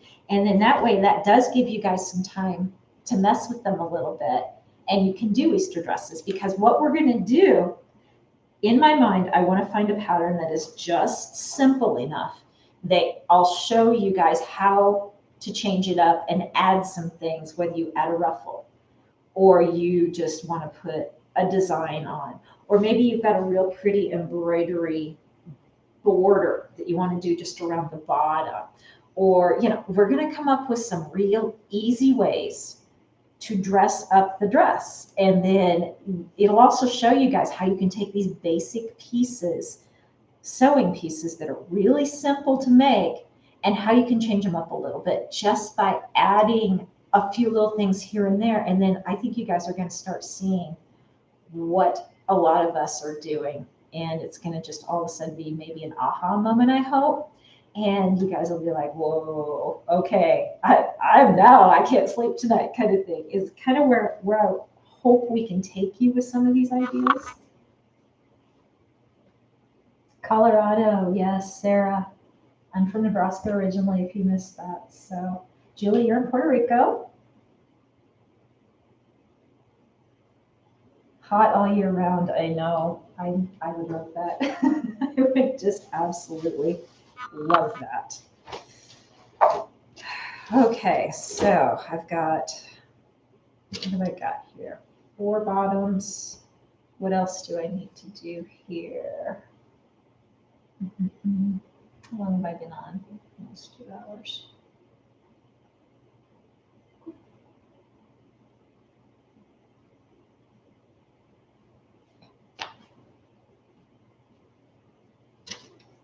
So yeah, I've got to, now when we cut these out, this pink is going to be what shows through on the paws. So let me cut that out real quick here.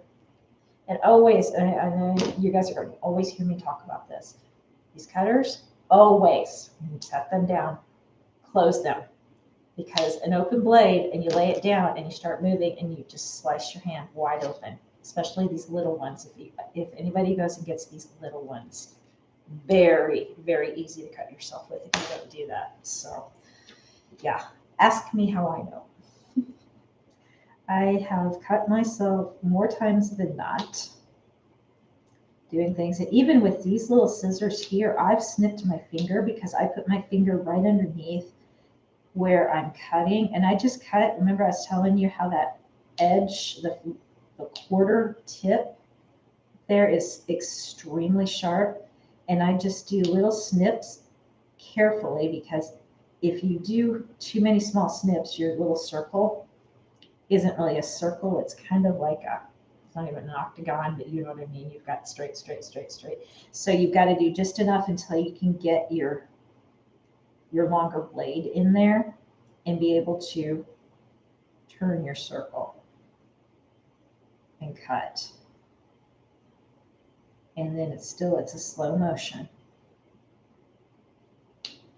And yes, I've had to redo these many a times. It's fiddly work at times.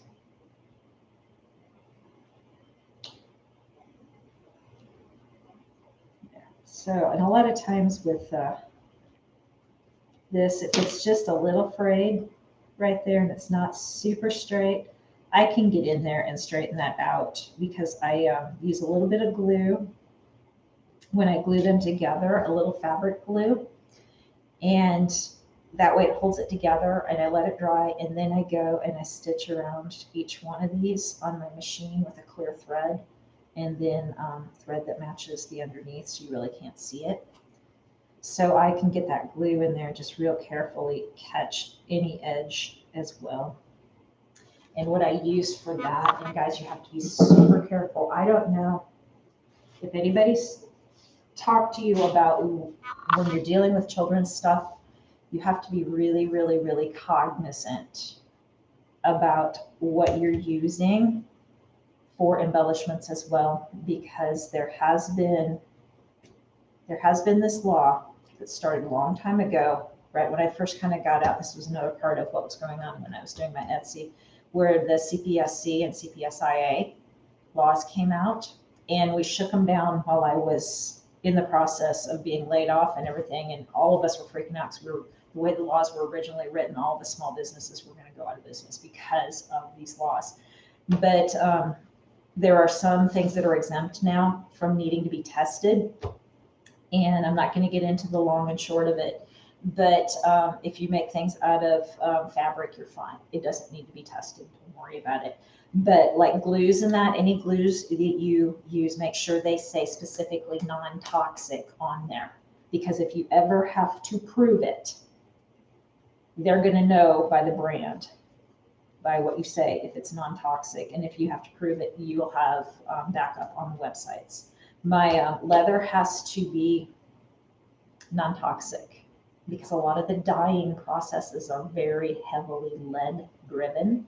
So my supplier that I work with guarantees that the process that they do has no lead in it, and they've got all the paperwork and all the backup I need should I ever have to prove it. And so it's little things like that. Just be cognizant that when you're dealing with, the fabrics like we're dealing with, it's all good. The little things, the cam stamps are fine. You can go on their website and see that they've got the CPSIA or CPSC. I don't know, but they use both terms depending on who it is. They've got a certificate on there. So just know you're looking for CPSC and CPSIA. And majority of the stuff we deal with, you don't have to worry about because it's already been exempt. That was way back when all of this was being shook out and nothing was exempt. And they were going to make all of us have to do small batch testing, which was $750 each item. So here's how crazy it could have gotten. So my mocks. So I've got my leather. I've got my elastic. I've got my thread. I've got this leather. And then if they have a design, I have anywhere from 1, 2, 3, or 4 other leathers. Each one of those needed to be tested at the tune of $750 a test. So that would have been 1, 2, 3, 4, 5, 6 times 750. Then, this is how even crazier it got before it all got shook out. The minute I replaced my elastic, because I ran out of the piece that was tested, another test. The minute you run out of your thread, another test.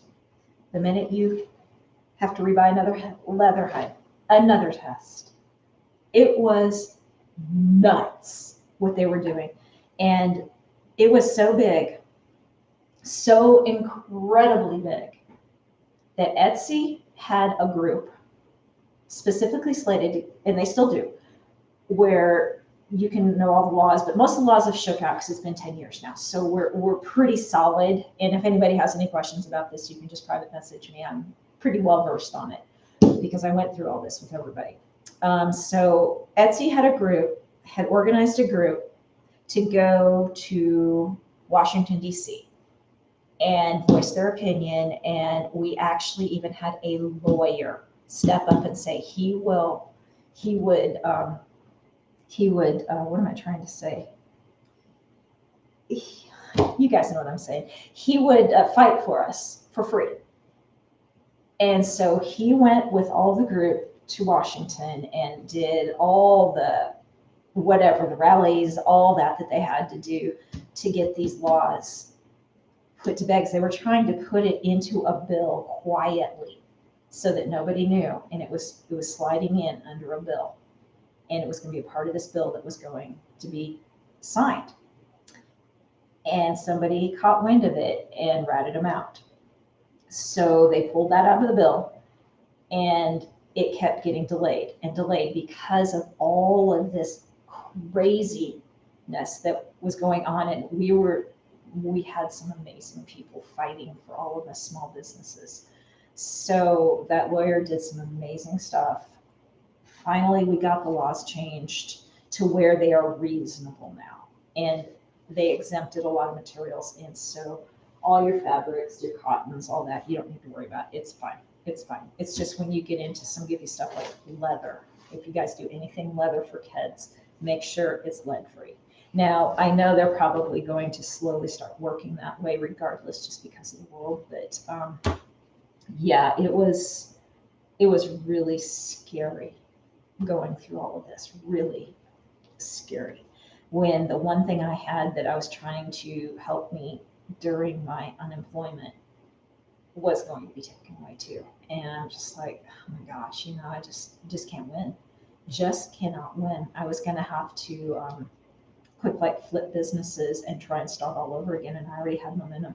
I was already wholesaling. I was already doing everything, and to get completely pulled out again and have to do something else. I mean, I was in tears for months, just absolutely in tears, because I was afraid. I was just afraid that it wasn't gonna, they were slating for big businesses only, and they were working only for big businesses. And finally, it came out and it worked out okay. So yeah, it was scary. It was really scary. So anyway, that's why I'm saying, just make sure anything you guys do, like Blue Wise or anything, just be really careful and make sure you pay attention. And then there's the small parts law too. You have to really pay attention to that, because Etsy trolls, for those that are doing the licensed stuff, they haven't mentioned the small parts stuff. Now, I don't know if Etsy's going to come at people for that or whether other agencies will. So just be aware, small parts are small parts. If you have the ability to make sure they're good and solid, fine. If not, then I would be really careful about whether I even included them. It's just one of those where it's just a business decision.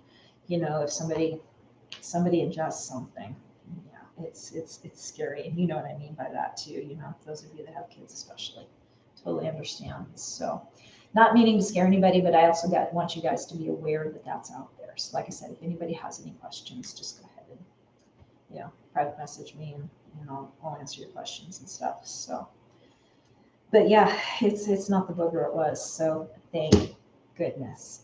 But just remember, wholesale, work twice as hard for half the money. So think twice about wholesale. Keep it at retail, guys. Keep it at retail. Seriously, that's where your money's at. Any questions that I haven't answered that anybody has? I know I've been chatty Cathy here. I'm chatting up a storm with you guys. I will be putting up the list of what you need for the sew along this next week. It'll probably be Thursday or Friday. Most of the time you can be safe knowing it's going to be about a yard of fabric and thread to match and a pattern. And then, you need your scissors and sewing machine or a serger. I try and do either. That way you guys can see, if you have a serger, how you can use both. If you just have a sewing machine, how you can use that as well. And that you don't need a serger. If you don't have one, there's ways around that.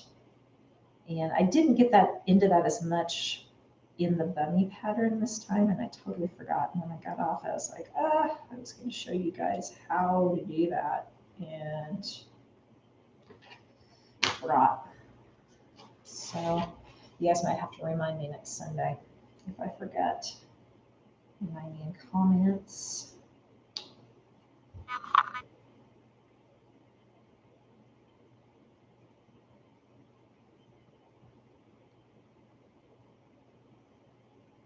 Yeah, testing. There's a lot of testing on stuff, Michelle. Yeah, it's crazy. It's good though, but they can get a little silly sometimes with some of the requirements.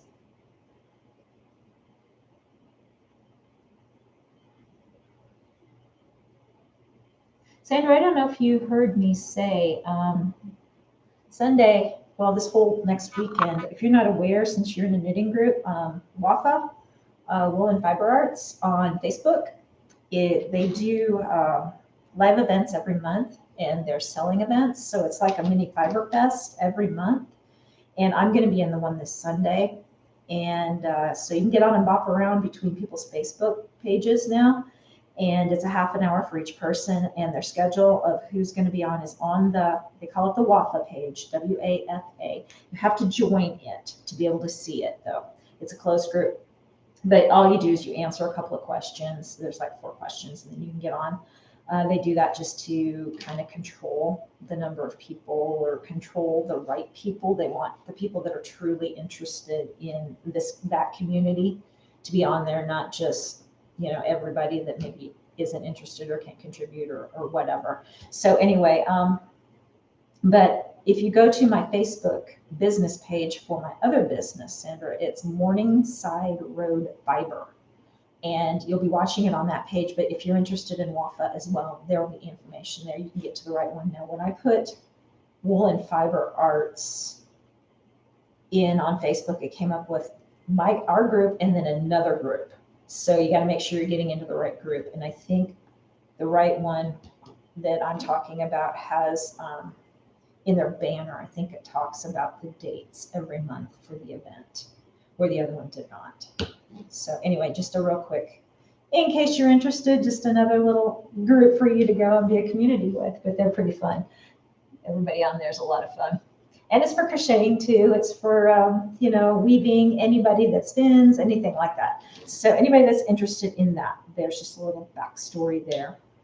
But yeah, it's another awesome community. I have some really good people, both here and there. I'm very blessed, very, very blessed to be a part of all this with people. It's so amazing. Julie, yes. I'm going to try and set them up side by side this Sunday so that I can maybe have 2 of them cut out and show you one on the serger and one on the machine. And then the serger part, we're not going to do 100% of it on the serger because you're not able to do the finishes where you turn the hem and you sew the straight. So that'll be done on the sewing machine. So I'll be showing that as well. So yeah, I've got to set that up. Now that I think I'm figuring out how to do my camera, it's going to help me a little bit when I do the sewing, because I don't really want to have to move you guys, but I'm probably going to have to next Sunday. I know that affects some people. I feel bad. What is my most favorite sewing project? Doesn't have to be a product you sell. Good question, Shannon. Been sewing since I was little. I started in 4-H. I had no patience as a kid. No patience at all. We had to sew these little, they called them dirndl skirts, and they were just an elastic waist skirt. That's all it was. And they ended up becoming a misnomer, and I'm not going to say it. You guys can figure it out on your own. And they were made out of gingham, and each one of the girls in my group had a different colored gingham, and it was for an event that we were having to go to as well. We had to do some presentation or whatever, so we were going to wear them for that. And the colors meant something. So anyway, mine was a real pretty orange. It was about this color of an orange gingham. And it was the very first one I kind of did by myself. I think I was like 7 or 8 when I was doing that. I cannot tell you how many times I threw that skirt across the room. I was so mad at that skirt. I could not, for the life of me, sew it. And I don't know what problems I was having. I don't remember right now. But I think I was having actually machine problems more than sewing problems, and that's where the problem was coming in. And my mom wasn't there to help me, and she was the 4-H leader, and she wasn't there to help me. I think she was kind of absent on purpose, trying to make me do it so I would learn how to do it. And I ripped that thing so many times, and it finally got down to the end where I was done. I was done. And I threw it so many times, Mom finally came up and just sewed it for me. And I know it was the machine. I know it was mostly the machine, but then a lot of it too was when you sew and you do the back stitch to start. So those of you that are beginner sewers, and Gabby and I were talking about this when we were kind of organizing to do these sew-alongs, is that when she first started sewing, nobody told her that when you start on your seam, you need to back stitch a couple of stitches before going forward. Nobody told her that. And so she wondered why her stuff was falling apart. She had no clue. She's like, it's done, but it's falling apart. Well, then somebody had said something later, and she's like, well, I'm going to tell people to do that. Well, I think that's where I was having a problem, is I wasn't doing it correctly. And so it was creating like what they call a bird's nest, which is a whole bunch of, embroidery people. You know what I'm talking about, the bird's nest. And it was creating that bird's nest at the beginning. And then once you've done that and you're starting to go forward, forget it. Forget it. There is no going forward, and it does not straighten itself out. It's always a mess. Well, nobody told me that. And so I kept doing that, and then get caught in the machine. And, I was done. I couldn't even get down the road because I couldn't get started. So we're going to work on that this next weekend. And I'm going to show you guys some little tricks, things that I wish they would have showed me. But anyways, back to you, Shayna. I know I kind of got off on my tangent, but my most favorite sewing project. Wow.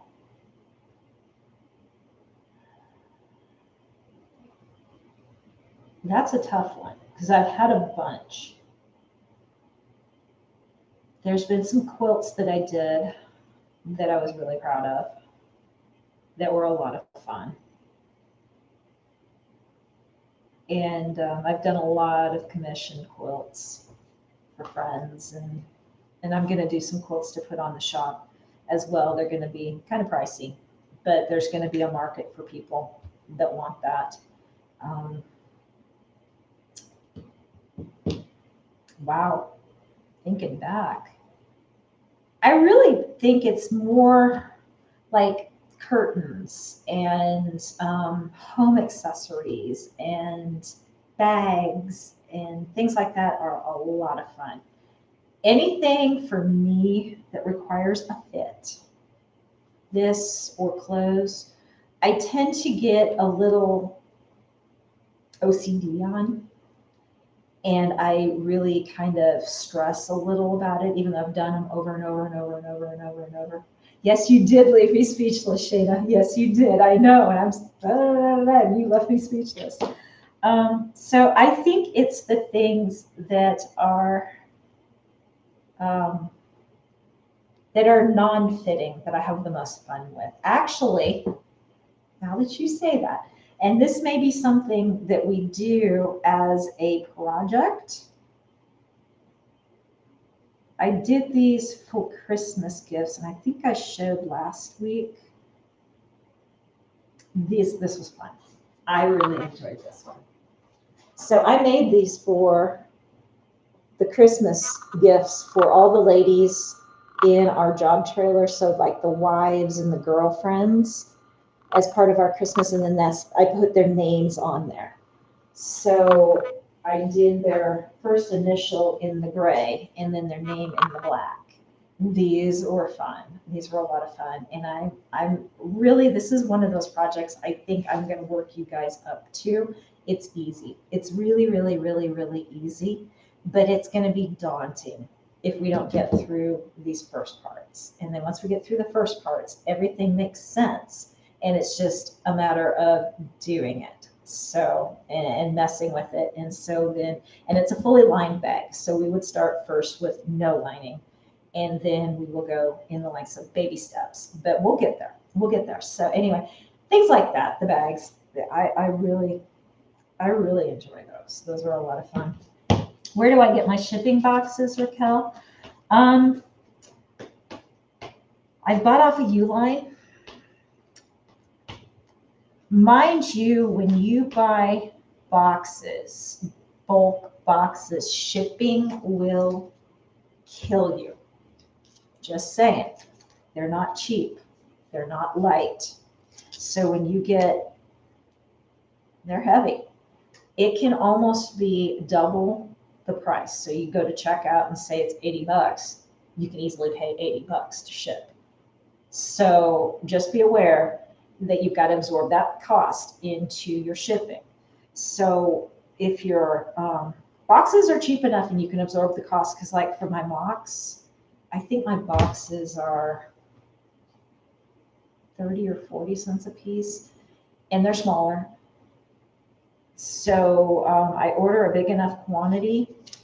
At a time, I'll order like 200, and then they last me quite a while. And that way the shipping's a little bit better. So I think by the time I get done, even if they are 80 cents a piece to ship, and then I've got the plastic box that these go in, which is about another 10 to 20 cents. I think I've got about $1 in packaging, and that gets added into the cost of my item. So when you guys do your pricing on how do I price stuff, you got to add it all in. You got to add your fabric and your time, but you also got to add the other stuff. You got to add labels. You got to add any boxes, like these go in a little clear plastic box. So that's part of my packaging. That's not my shipping, that's my packaging. But I also include my shipping box in my packaging. So, because if you're charging for shipping, it's hard to mark up shipping, but you can include it in the cost of your item. So you've got all that. So make sure you add all that in, guys. It all counts. It all counts.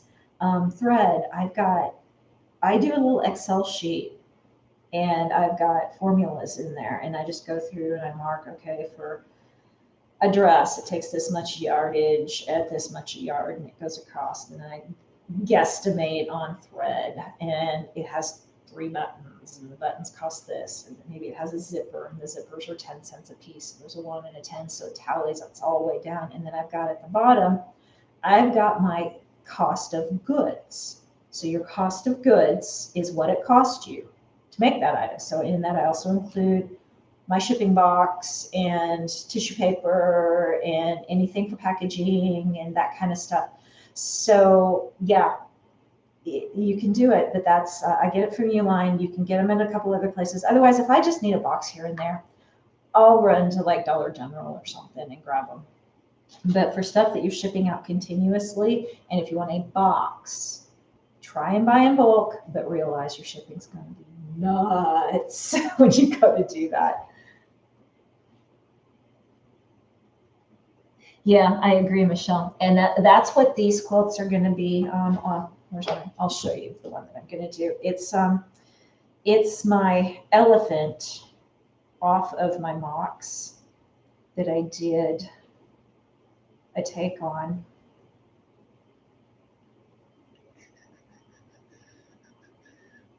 And I made it into a, where's my albums? Oh, it's sitting here right in front of me. Hello, and it's got Mickey on the back. But so that's the elephant that you find on my mocks, and I made it into a quilt. So it's made to go through the generations. And then the back of this, and this was a special order quilt for one of our guys at work. And then I did a cream colored Minky on the back. So.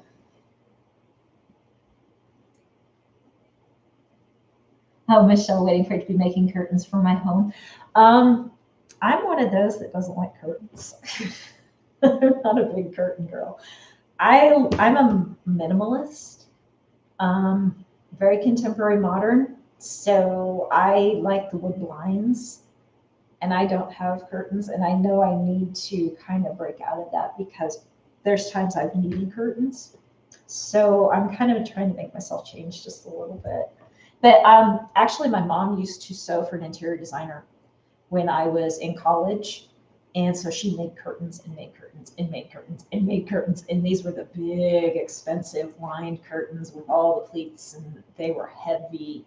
And that's kind of where I started learning how to do my table. My cutting table was, my dad would set up these sawhorses, because my dad was a carpenter. He'd set up the sawhorses for her and then put these big pieces of sheathing on for her. And then she could put all of her boxes underneath and all of her storage and everything. And then she needed, like my table is not even nearly as long as her table was. She would cover her table with fabric, in fact, so she could pin to the table as she did stuff, because she'd take the pins and just put straight in. It was just kind of a time thing, and it worked for her. But the table was probably twice as long as what my table is, because she would have these really long curtains and she'd need them to completely be on the tabletop. Otherwise, it just wouldn't lay right. And then she couldn't get everything to lay out. I mean, she would literally be crawling on the table doing stuff because it was hard to get kind of to the middle because it was so long. It was kind of funny. I came home from school one day and I walked in. What are you doing? Why are you on the table? Are they the same boxes from Brandable? No, they're not. I went to Brandable actually the other day and I freaked myself out with shipping. I was going to order some actually 2 days ago. And I'm still trying to come down off the ceiling from their shipping. Their shipping freaked me out. I was like, that's why the boxes are cheaper. They're making it up in shipping, I bet. So I've got to sit down and do some math because I really, really, really, really need those pizza boxes. And the pizza boxes at Uline weren't any cheaper by the time shipping got added in and everything. The pizza boxes I need for my fiber because I do roving and it fits in there just perfectly. And then I started thinking, the pizza boxes might work for some of these outfits or some of these quilts too. So, yeah, I gotta get into heartburn on that one and relook at it. Yes, and that was the Brandable boxes, Raquel. That's the one that Sierra's talking about. And so, yeah, the price is phenomenal though, and it might be worth the shipping for it. I just saw that and I was busy. I was on a tear yesterday. I rebranded my all of my cards and my labels, and you'll see it like when I put up that going live. That's part of my new rebranding. I did that yesterday.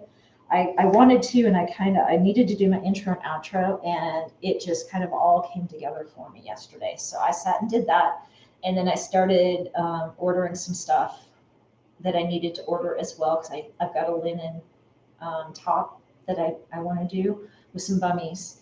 And so I ordered the linen yesterday, and then I started shopping for some of the knit fabric for the bummies that I never did officially order that yesterday. I'm still kind of on the fence what I'm doing there yet.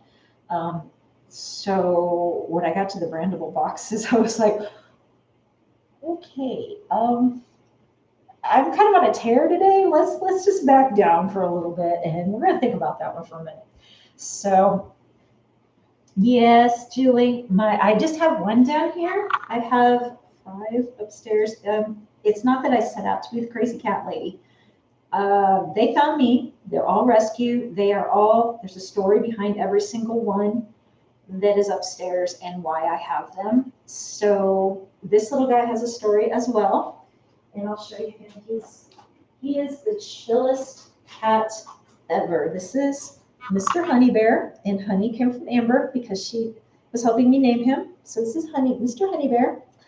And I know you're not going to be chill right now, are you? But he was found at our office building wandering around, which is not a safe place for him.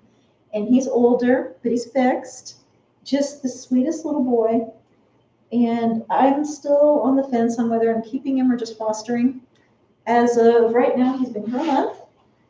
And I'm getting a good read on his personality should I decide to adopt him out somewhere. And that's just kind of one of the side things I do too. I TNR a lot of colonies. I do a lot of that work. So he's doing really good in the studio. He doesn't get into anything. And I've never had a cat be that chill. He just sits there, or he sits on the top of my shelves. That's the only 2 places he sits. He eats his food. He looks out the door, goes back to the couch or the top of the shelf. And that's all he wants to do. He's just the best. Just the best. And then he'll chirp in the mornings. He's so sweet. I'll feed him, and he'll start running around and playing and looking out the windows, and you hear this boop, boop, boop, boop, boop, boop, boop, boop. I just love it. It's so sweet. I've only had one other cat that chirped. She was so precious. Yes, Michelle, yes. Upkeep on your sewing machine, everything. Now, if you want to get that detailed, you can. What I would do if you go into your pricing and want to set up something, I would do just a set amount. So maybe if your product can handle it, you include an extra $1 just for maintenance. And that would be on each item. Now, if you don't feel like your price point can handle that, back it down, maybe 50 cents. It doesn't have to be an exact science. And so you just start, and this is all part of bookkeeping, that every sale that you make, so like, at the end of the month, you've made 100 sales, and say you keep $1 out of each sale for maintenance, you take $100 and you move that into wherever you're going to keep that for your machine maintenance, so that gets put away. Or you do it every week or every other week or whatever. But at the time, it might be hard to do, but the minute you need the money, you need the money. And you're going to be so glad you did it. So don't forget all of that stuff. Those are things that people forget. And then all of a sudden you're like, oh yeah, I forgot about that one. You're adding $5 to your listing, Shane. Hey, if your listings can handle it, go for it, And then that can buy your needles and stuff and your thread. You don't have to calculate your thread and stuff. If you want to do it more as a lump sum, do that, yeah. Idea that, Shane, I'm just saying that you have to have an idea that over time, these are things you need to save up for your business. You don't want to come out, you don't want to come out of your pocket forever. Yeah, to stay profitable, guys, you gotta account for stuff like that. So like I said, it doesn't have to be a lot, it can be a quarter, whatever. It just so long as you're counting for it. Yeah, branding, Michelle, branding's tough, but it doesn't have to be. If you're struggling, don't force yourself. Don't force it. It's kind of like, yeah, he's creeping into my heart, Sandy. He is. I'm bad at fostering. I'm a foster fail. Been a foster fail. This would be 3 if I keep him, and I'm probably going to keep him because he's toothless at the front. I mean, this little guy is he's got stories that I'm never going to hear. But back to the branding thing. Don't force creativity. Don't force creativity when you're coming up with stuff. Don't force creativity when you're trying to brand. Don't force creativity. You can't force it, okay? I learned that in college. You can't force that stuff. It has to come on its own. So you have to let things spark you. So if you're trying to brand yourself and you just don't know where to go, just start browsing the internet, browse Etsy, browse, what do you see? What are you liking? What is attracting you on other people's brands? What is, and then all of a sudden you start realizing, oh, there's this, there's that. I love this. I'm going to do, then just start kind of writing some things down or just making notice in your brain what it is. Then I think you'll all of a sudden it'll just come. And that's, you've got to have it just happen.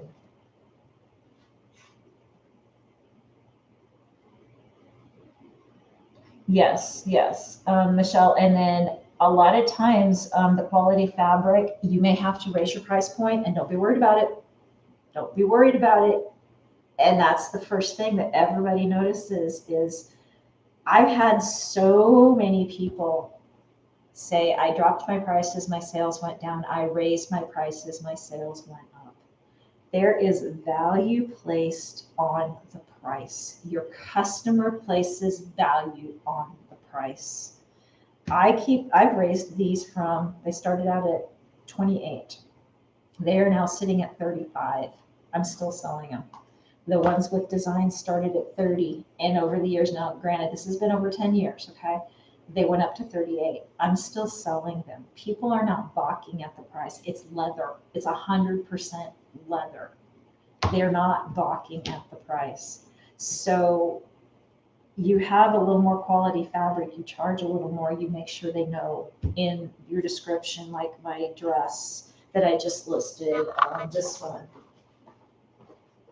And I'm sure you guys have seen this because I've showed this to you several times and you've probably already seen it too.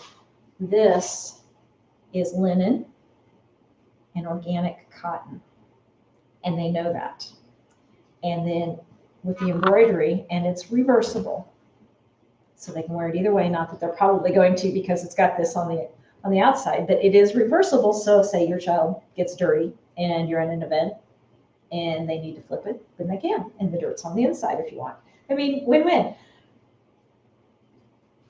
I'm charging for these things. And then I'm also giving them free shipping, but I'm charging for these things. And I'm sure it's gonna sell fairly quickly. I mean, I put it up and I instantly was getting right away, like. So with my shop, likes do tend to lead to sales. Sometimes they don't with others, but for my shop, for some reason, I've always been able to do that. Now, if I could also have a nickel for every like I've had, I'd probably be a millionaire and not be doing this anymore, except for fun. But don't be afraid of charging, because you go look at other boutique prices that are killing it, just killing it. I'll guarantee you their prices are fairly decent, fairly healthy. And those that don't do this for, know how to do this or do anything we do, they can't go make this. They can't go have grandma do this or whatever. They pay for it. They have no problem with that.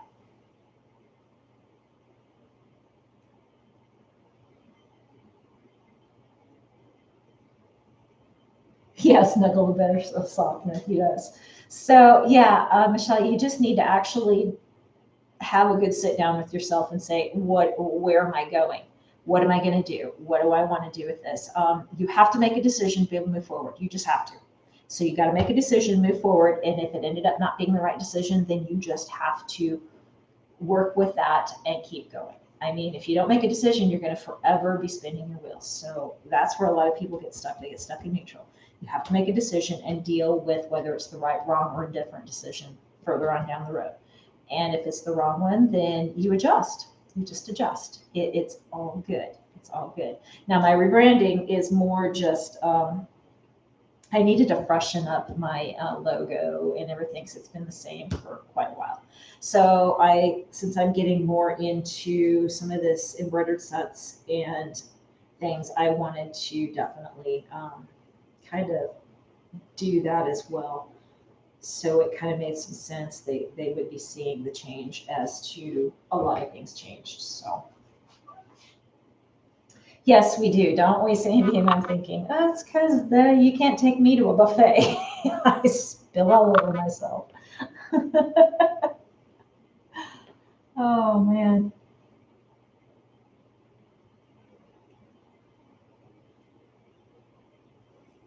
Yeah, I know. I know. Thanks, Anna. Yeah, you just got to do what works for you for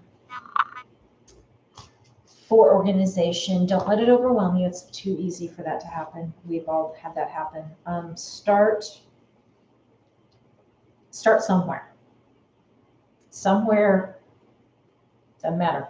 Doesn't matter if you're working on items, or whether you're working on branding, or whether you're working on your, whatever, your descriptions. Start somewhere. You've got to do something. Give yourself a challenge. Carmen is doing a 90-day challenge where she lists an item every day for 90 days. I'm borrowing from her. I can't do every day just because my day job is way too demanding. Way too demanding. And I don't have set hours. I start at a certain time in the morning and I'm done when I'm done. And a lot of times it can be 7, 8 o'clock at night and then I'm just done. I'm just exhausted. So I'm going to try and list as many as I can in a week. And I'm going to try for every day. And I've actually, it's kind of cool. I'm going to show you guys this. I got a hold of this planner and I love it. It's just from Hobby Lobby. It's called Keep It Simple. And I use this for my budget as well. I've got a different one though. So I've got the exact same one for my budget.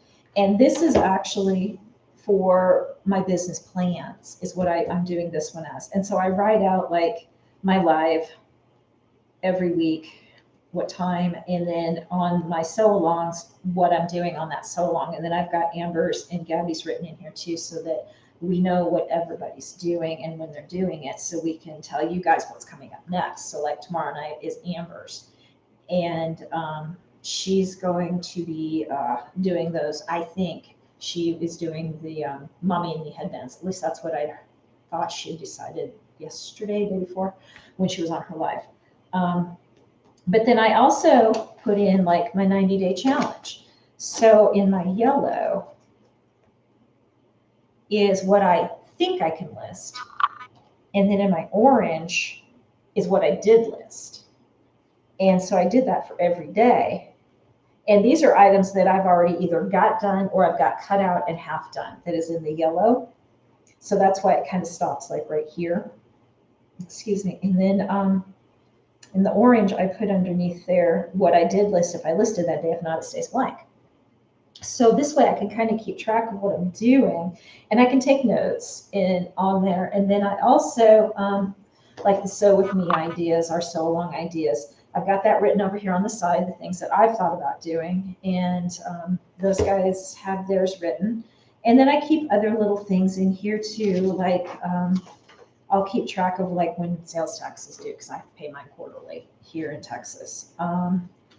Also goals, if I have goals that I want to hit by like a certain day, like total sales on my shop, and I've got that written on like the 30th of January. Well, I also have it written so that I write what my sale count is on January 30th, because I want to come back next year and go through this and see how much I've grown. And that's what this really is for me, since I didn't do the vision board. I was on the fence with that. I have some really great ideas, but vision boards don't work for me.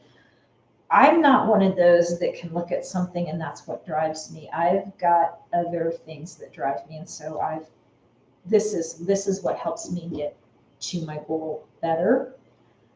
But I keep track of things so that I can go back also at the end of the year, since we all started kind of at Christmas is when this all kind of came together. This huge community really came together, was when Adelaida started the Discord, and we all kind of found each other in Discord. So it's really cool, the strides I've already made, and I can't wait to see what next January at this time looks like. I hope I'm like, wow, can't believe I accomplished that much in a year kind of thing. So I'm going to sit down every month and kind of move forward into February and March. And then I can also mark out like days that maybe I have like Easter dresses. If I was going to list Easter dresses, what's my drop dead date that I want those on Etsy? You know, I would probably say, you know, like sometime in February. So pick a date and stick to it and say that's the date, because that's how the retail stores do. You know, those are the dates those drop. So that's what this is going to be for me. And then it's got stickers, and it's got in the back, it's got, you know, a little envelope. So it's got some stickers back here that I can use for, where are they? There, to help me. There's some fun little stickers, you know, to kind of help me. There's meetings, appointments. I'll probably use them more for this than I would for my personal. So I can always go grab the ones out of my personal if I need more. The other thing I'm going to keep in this is stuff for taxes. So you got a mileage on your car. So January 1, your odometer reading right there. And then December 31st, your odometer reading. So you need to have that. So if you guys don't really know what it was, think back, just kind of guess. If you kind of know how many miles you did, and write it down January 1, because you're going to need it for your taxes. And then I can also by month, if I don't get around to putting it away like I need to, I can at least write it in here real quick that, you know, maybe I had some car repair. Funny I mentioned that, because my car's been in the shop for like, the last 6 weeks, in and out, in and out, in and out, more in than out. Leaks still happening. I'm still there, but that's stuff I can write off. You know, little things. And then you can go back at the end of the year, and this will help you get through if you need to remember some things that you think you're going to forget to do on your taxes. So use this also as a way to keep track of that. And then keeping track of anything else that you need to keep track of. So that's why I have a completely separate one, and I don't have it commingled with my budget one, which I use like the same one in my budget like 2 years in a row, and I just move my stuff over a couple of days and keep using it because I'm cheap that way, you know. But anyway, I'm gonna be excited. I guess this is kind of gonna be more my vision board, is something like this than to do that, because I'll have this in front of me all the time. Yep, I agree, Sarah Ann. Yep. Everybody has to do your planning a little different. So yeah. Yep. I'm plus I grabbed from the year before on my budget, my personal budget, and use it again to project for the next year. So if I have it like right here, and all I have to do is move it over one or two, days, and then I wrote at the top, okay, well, now starting this new year, this is Friday, not this day, so then I go over to where Fridays are, and every month I go over and I just kind of write Friday, and then, I just make it work. Yeah, I have to write it down. That's the only way. If I don't, I'm gonna forget a bill.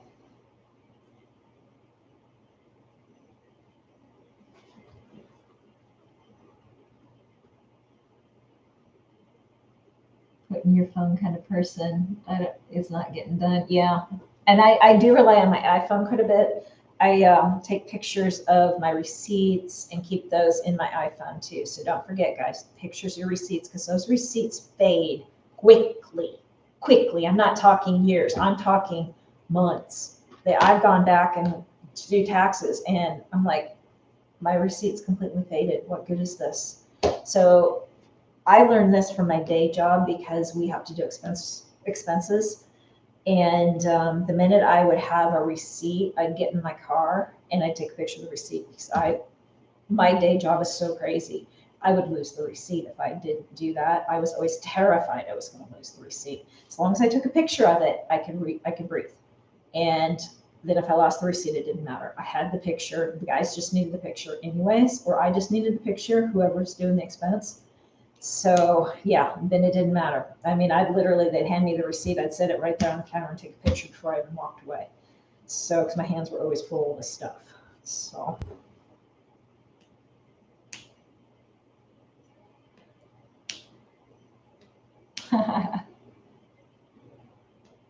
Yeah, and I know this is probably a Dave Ramsey thing. I've never done Dave Ramsey, but I've always been a planner for my budgets. Always, always.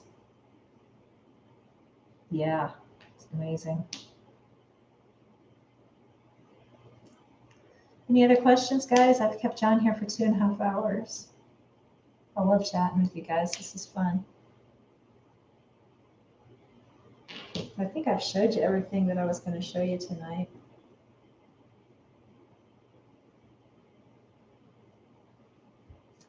All right, guys, I think I'm going to wrap it up. So don't forget Amber's tomorrow night for her live, and 8:30 Mountain Time. And I know that always trips everybody up, it seems like every week. So she's Mountain Time. And so Central will be 9:30. Eastern is, Gabby, I'll answer that in a second here. Eastern, so she's 8:30 Mountain, 9:30 Central, 10:30 Eastern, so 8:30 Mountain, 7:30 Pacific, okay?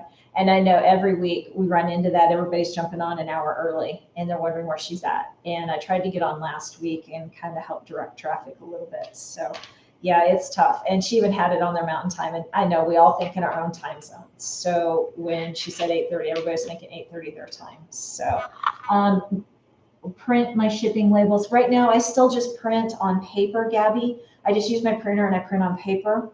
And then I 8.5 by 11. And then when I put it on, I've got the packing tape. I make sure I cover both my return address and the shipping address with that packing tape. So in case it gets wet, since it's paper. And then I strategically cover most of it with packing tape. You just don't want to cover the scan bars. And so then most of it gets covered pretty well. I've never had any problems, never. And I don't use any more tape than I normally would do. It's just very strategic placing. Yeah, I've thought about a thermal printer myself, Gabby. It's just one of those, I haven't wanted to spend the money yet, but I know when I start getting busier, I'm going to have to do it because it's faster. It's just faster. You print it out, you pull it, you stick it, and you go. Or at least here I'm taping. So, yeah. Yeah, Michelle, what brand are you using?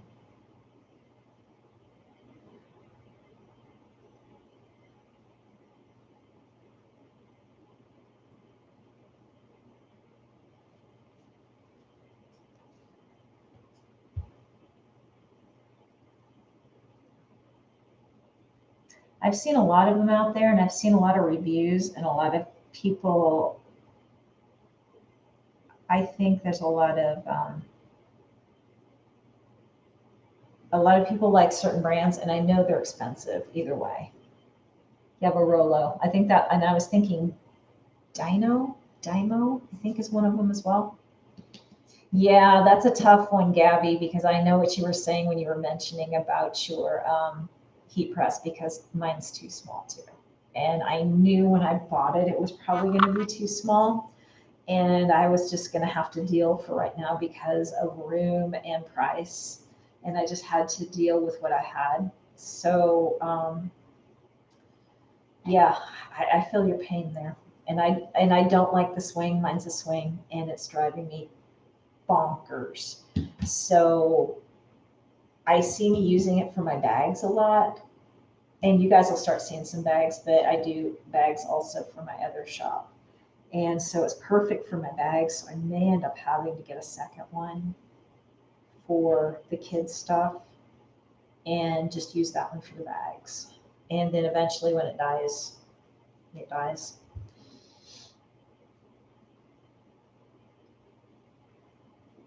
So yeah, it's yeah, so many things, so many things, so many things. But yeah, at least that die cut cutter that I was telling you guys about that I bought, I can do HTV with. I was at least blessed there that I didn't end up having to put out money for a Cricut, but I should never have to replace that thing. The amount of money it cost me 8 years ago. So yeah, that was a tax return purchase, and they weren't making I don't know if it's Cricut or Cricut or however you say it, they weren't making any of those back then. That was that one or one other one, and that's the only choices we had at the time. So I really wished I would have had other choices.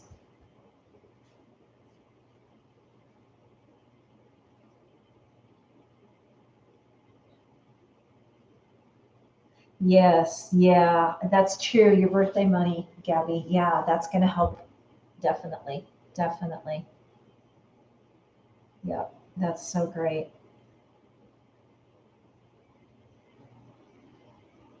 Yeah, I agree.